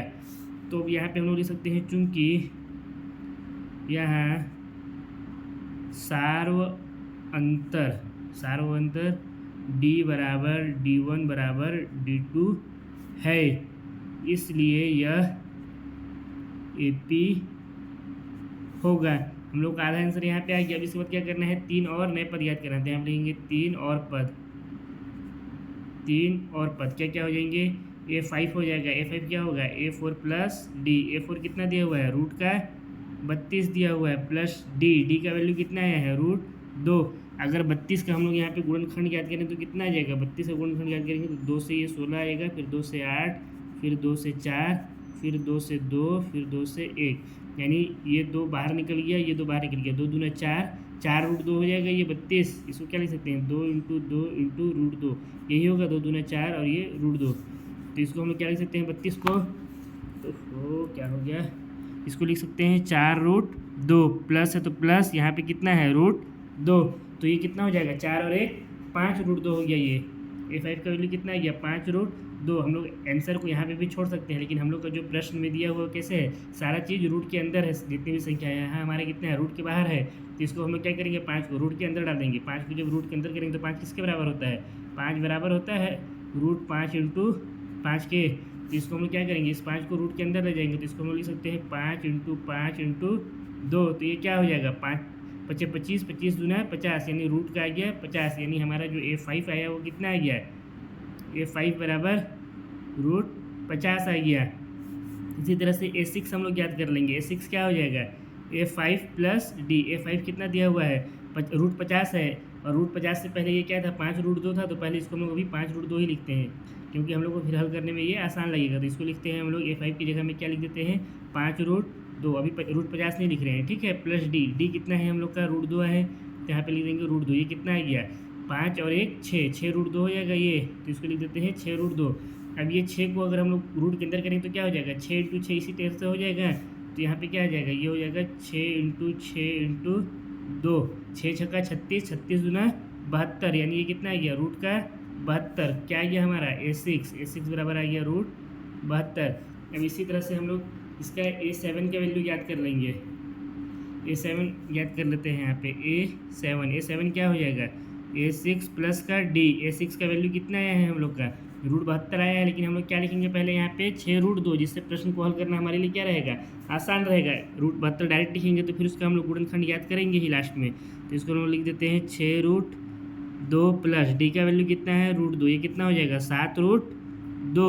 हम लोग को चाहिए कि रूप में सारा चीज़ रूट के अंदर चाहिए, तो इस 7 को क्या करेंगे, रूट के अंदर ले जाएंगे। इसके लिए क्या हो जाएगा, 7 को क्या लिख सकते हैं, 7 को लिख सकते हैं रूट 7 इंटू रूट 7, है ना, या दोनों को एक ही रूट में ले जाइए, बात बराबर है, इसको 7 रूट में ही 7 लिख सकते हैं, कुछ भी लिख सकते हैं, दोनों सही है, ये भी सही है, ये भी सही है, ठीक है। तो हम लोग का ये क्या हो जाएगा, रूट में 7 इंटू 7 इंटू यह है 2, तो ये हो गया 7 7 49, और 49 दूना कितना हो जाएगा, रूट का 98 हो गया, 49 7 रूट 98, यानी हमारा जो A7 आया वो कितना आ गया, रूट में 98, ठीक है। तो हम लोग का जो AP आया है, AP क्या आ गया, रूट 2 रूट 8 रूट 18 रूट 32। इसके बाद हम लोग क्या क्या याद किए, A5 आया हमारा रूट 50, A6 आया हम लोग का रूट 72, और A7 आया रूट का 98। इसी तरह से ये क्रम क्या चला जाएगा, आगे बढ़ता चला जाएगा। यही हो गया हमारा आंसर, करना कुछ नहीं था, जो भी संख्या हम लोग को ऊपर में दिया हुआ है इसको हम लोग क्या किए, रूट से निकाल करके इसको सॉल्व किए, है ना। रूट 8 को 2 रूट 2 के रूप में, उसी तरह से रूट 18 को 3 रूट 2, देखिए आपस में बराबर है। उसके बाद इसको भी हम लोग हल कर दिए, हमारा आ गया आंसर। अब इसके बाद इसका जो 13वां नंबर का क्वेश्चन है उसको भी हम लोग इसी तरह से हल करते हैं। 13वां नंबर का क्वेश्चन को यहाँ पे लिख लेता हूँ मैं, क्या दिया हुआ है, रूट 3 रूट 6 रूट 9 रूट और 12, रूट 3 रूट 6 रूट 9 और रूट 12 दिया हुआ है। इसी तरह से ये क्रम क्या है, आगे बढ़ता गया है। तो यहाँ पे हम लोग क्या करेंगे, सबसे पहले तो D1 का वैल्यू याद करेंगे। D1 का वैल्यू क्या आ जाएगा यहाँ से, A2 माइनस A1। A2 क्या दिया हुआ है, रूट 6 माइनस में रूट 3 करेंगे तो हम लोग का यहाँ से क्या आ जाएगा, रूट 6 को हम लोग क्या लिख सकते हैं, 2 रूट 3 लिख सकते हैं। इसको 2 इंटू 3 इस तरह से भी लिख सकते हैं हम लोग, माइनस का रूट 3। अब यहाँ से अगर हम लोग रूट 3 को कॉमन निकाल लें, रूट 3 यहाँ भी है, रूट 3 यहाँ भी है, तो यहाँ क्या बचेगा, यहाँ बच जाएगा रूट 2 माइनस 1। इसके आगे तो ये हल नहीं होगा। अगर यहाँ से अगर हम लोग D2 निकालें तो D2 क्या आ जाएगा, A3 माइनस में A2। थोड़ा सा इसको और ऊपर कर देता हूँ, हाँ। तो A3 कितना दिया हुआ है, रूट 9 दिया हुआ है, माइनस A2 कितना दिया हुआ है, रूट 6 दिया हुआ है। A3 को इसको हम लोग क्या लिख सकते हैं, रूट 3 इंटू रूट 3 लिख सकते हैं, या एक ही रूट के अंदर इस तरह से लिखिए या इस तरह से लिखिए, बात बराबर है। माइनस रूट 6 को क्या लिख सकते हैं, रूट 2 इंटू रूट 3। यहाँ से क्या करेंगे, इस रूट 3 को कॉमन ले लेंगे, रूट 3 को कॉमन लिए तो क्या बची अंदर, रूट 3 माइनस रूट 2, एक रूट 3 यहाँ बचा माइनस में रूट 2। अब देखिए ये दोनों आपस में बराबर है, रूट 3 बराबर है, लेकिन अंदर जो बचा है पद वो क्या है, वो अलग अलग है दोनों में। तो इसको हम लोग क्या लिखेंगे, चूंकि यहाँ d1 बराबर नहीं है d2 के, इसलिए यह AP नहीं होगा। ये हमारा क्या हो गया, इसका आंसर हो गया।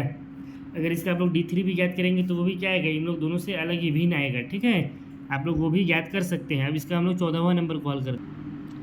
यहाँ पे दिया हुआ है 1 का स्क्वायर, 3 का स्क्वायर, 5 का स्क्वायर, 7 का स्क्वायर, इसी तरह से ये श्रेणी आगे बढ़ता गया है। तो हम लोग क्या करेंगे, सबसे पहले D1 ज्ञात कर लेते हैं। A2 माइनस A1 क्या हो जाएगा, 3 का स्क्वायर माइनस 1 का स्क्वायर, 3 का स्क्वायर कितना हो जाएगा, 9 माइनस 1 का स्क्वायर है कितना आ गया, 8 आ गया।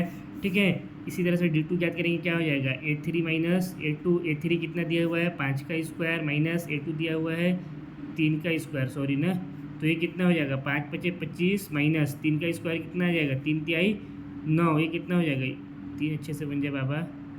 ठीक है, 25 में से 9 माइनस करेंगे तो 25 में 10 गए तो 14, 15 यहाँ हो गया 16। ठीक है, अब इसी तरह से D3 भी ज्ञात कर लीजिए। नहीं भी ज्ञात करेंगे तो भी यहीं पे हम लोग को समझ में आ गया कि ये अलग अलग है, यानी ये AP नहीं है। ज्ञात कर लेते हैं D3 भी, A4 माइनस A3 क्या हो जाएगा, 7 का स्क्वायर माइनस 5 का स्क्वायर, 7 का स्क्वायर 49 माइनस 5 का स्क्वायर 25, कितना हो जाएगा ये 24। तो यहाँ पे लिखेंगे चूंकि यहाँ D1 बराबर नहीं है D2 के और ये भी बराबर नहीं है D3 के, इसलिए इसको लिखेंगे, इसलिए यह AP नहीं है। ये क्या हो गया हमारा, इसका उत्तर हो गया। अब इसका आखिरी जो भाग बचा हुआ है उसको भी हम लोग हल करते हैं। आखिरी भाग में क्या दिया हुआ है, 1 का स्क्वायर, 5 का स्क्वायर, 7 का स्क्वायर, इसको लिख लेते हैं 1 का स्क्वायर, 5 का स्क्वायर, 7 का स्क्वायर और 73, कितना दिया हुआ है, 73 दिया हुआ है लास्ट में। इसी तरह से ये क्या है, ये श्रेणी आगे बढ़ता चला गया है ये क्रम। तो सबसे पहले क्या करेंगे हम लोग, D1 ज्ञात करेंगे। D1 क्या हो जाएगा, A2 माइनस में A1, A2 कितना दिया हुआ है, 5 का स्क्वायर माइनस A1 दिया है 1 का स्क्वायर, 5 का स्क्वायर 25 माइनस 1 का स्क्वायर 1, कितना आ जाएगा 24। इसी तरह से D2 ज्ञात करेंगे, कितना हो जाएगा 7, A3 माइनस में A2 ये हो जाएगा 7 का स्क्वायर माइनस 5 का स्क्वायर, 7 का स्क्वायर कितना होगा 49 माइनस 5 का स्क्वायर हो जाएगा 25, कितना आ जाएगा ये 50 से 25 हटाएंगे तो 24।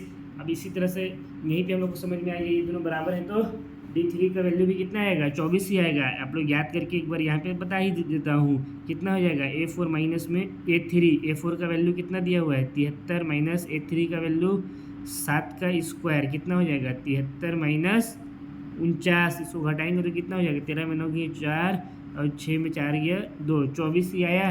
ठीक है, तो यहाँ पे लिखेंगे चूंकि यहाँ D1 बराबर D2 बराबर D3 है, इस तीनों को हम लोग क्या मान लेते हैं, D के बराबर है। ठीक है, इसलिए यह AP होगा। ये हो गया इसका आंसर, आधा उत्तर है ना, ये पूरा उत्तर नहीं है। इसके आगे हम लोग को और भी सॉल्व करना है।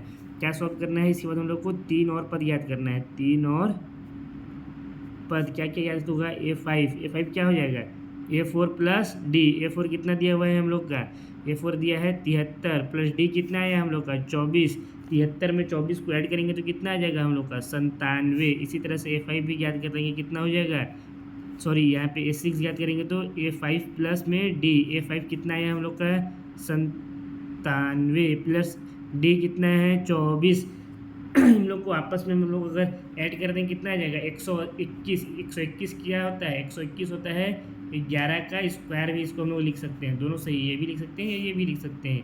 उसके बाद क्या ज्ञात करना है, A7 क्या हो जाएगा, A7 हो जाएगा A6 प्लस का D, A6 का वैल्यू कितना है 121 प्लस D 24, तो ये कितना हो जाएगा 145। तो यहाँ से हमारा जो AP आया है, AP बराबर क्या हो गया, क्या क्या दिया हुआ था, सबसे पहले 1 का स्क्वायर, 5 का स्क्वायर, 7 का स्क्वायर, 73, फिर क्या क्या हम लोग याद किए 97, A5 A6 क्या है, 121 या 11 के स्क्वायर दोनों लिख सकते हैं, दोनों सही है, ठीक है।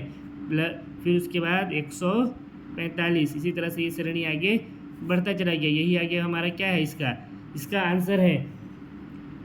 इसी के साथ क्वेश्चन नंबर 4 जो है वो समाप्त होता है। साथ ही जो प्रश्नावली 5.1 है ये भी क्या होता है, हमारा समाप्त होता है। आशा करता हूँ आप लोगों को वीडियो पसंद आया होगा। अगर वीडियो पसंद आया है तो वीडियो को लाइक करें, कमेंट करें, चैनल में नए हैं तो चैनल को सब्सक्राइब करें, साथ ही वीडियो को अपने दोस्तों के साथ भी शेयर करें। इस पूरे वीडियो का PDF आपको MD सर के टेलीग्राम चैनल पर मिल जाएगा। टेलीग्राम का लिंक इस वीडियो के डिस्क्रिप्शन बॉक्स में मिल जाएगा। अगर आप लोगों को इस पूरे वीडियो का PDF चाहिए तो आप लोग टेलीग्राम चैनल को ज्वाइन कर सकते हैं। अब बहुत जल्द हम लोग प्रश्नावली 5.2 में मिलेंगे, तब तक के लिए बेस्ट ऑफ लक।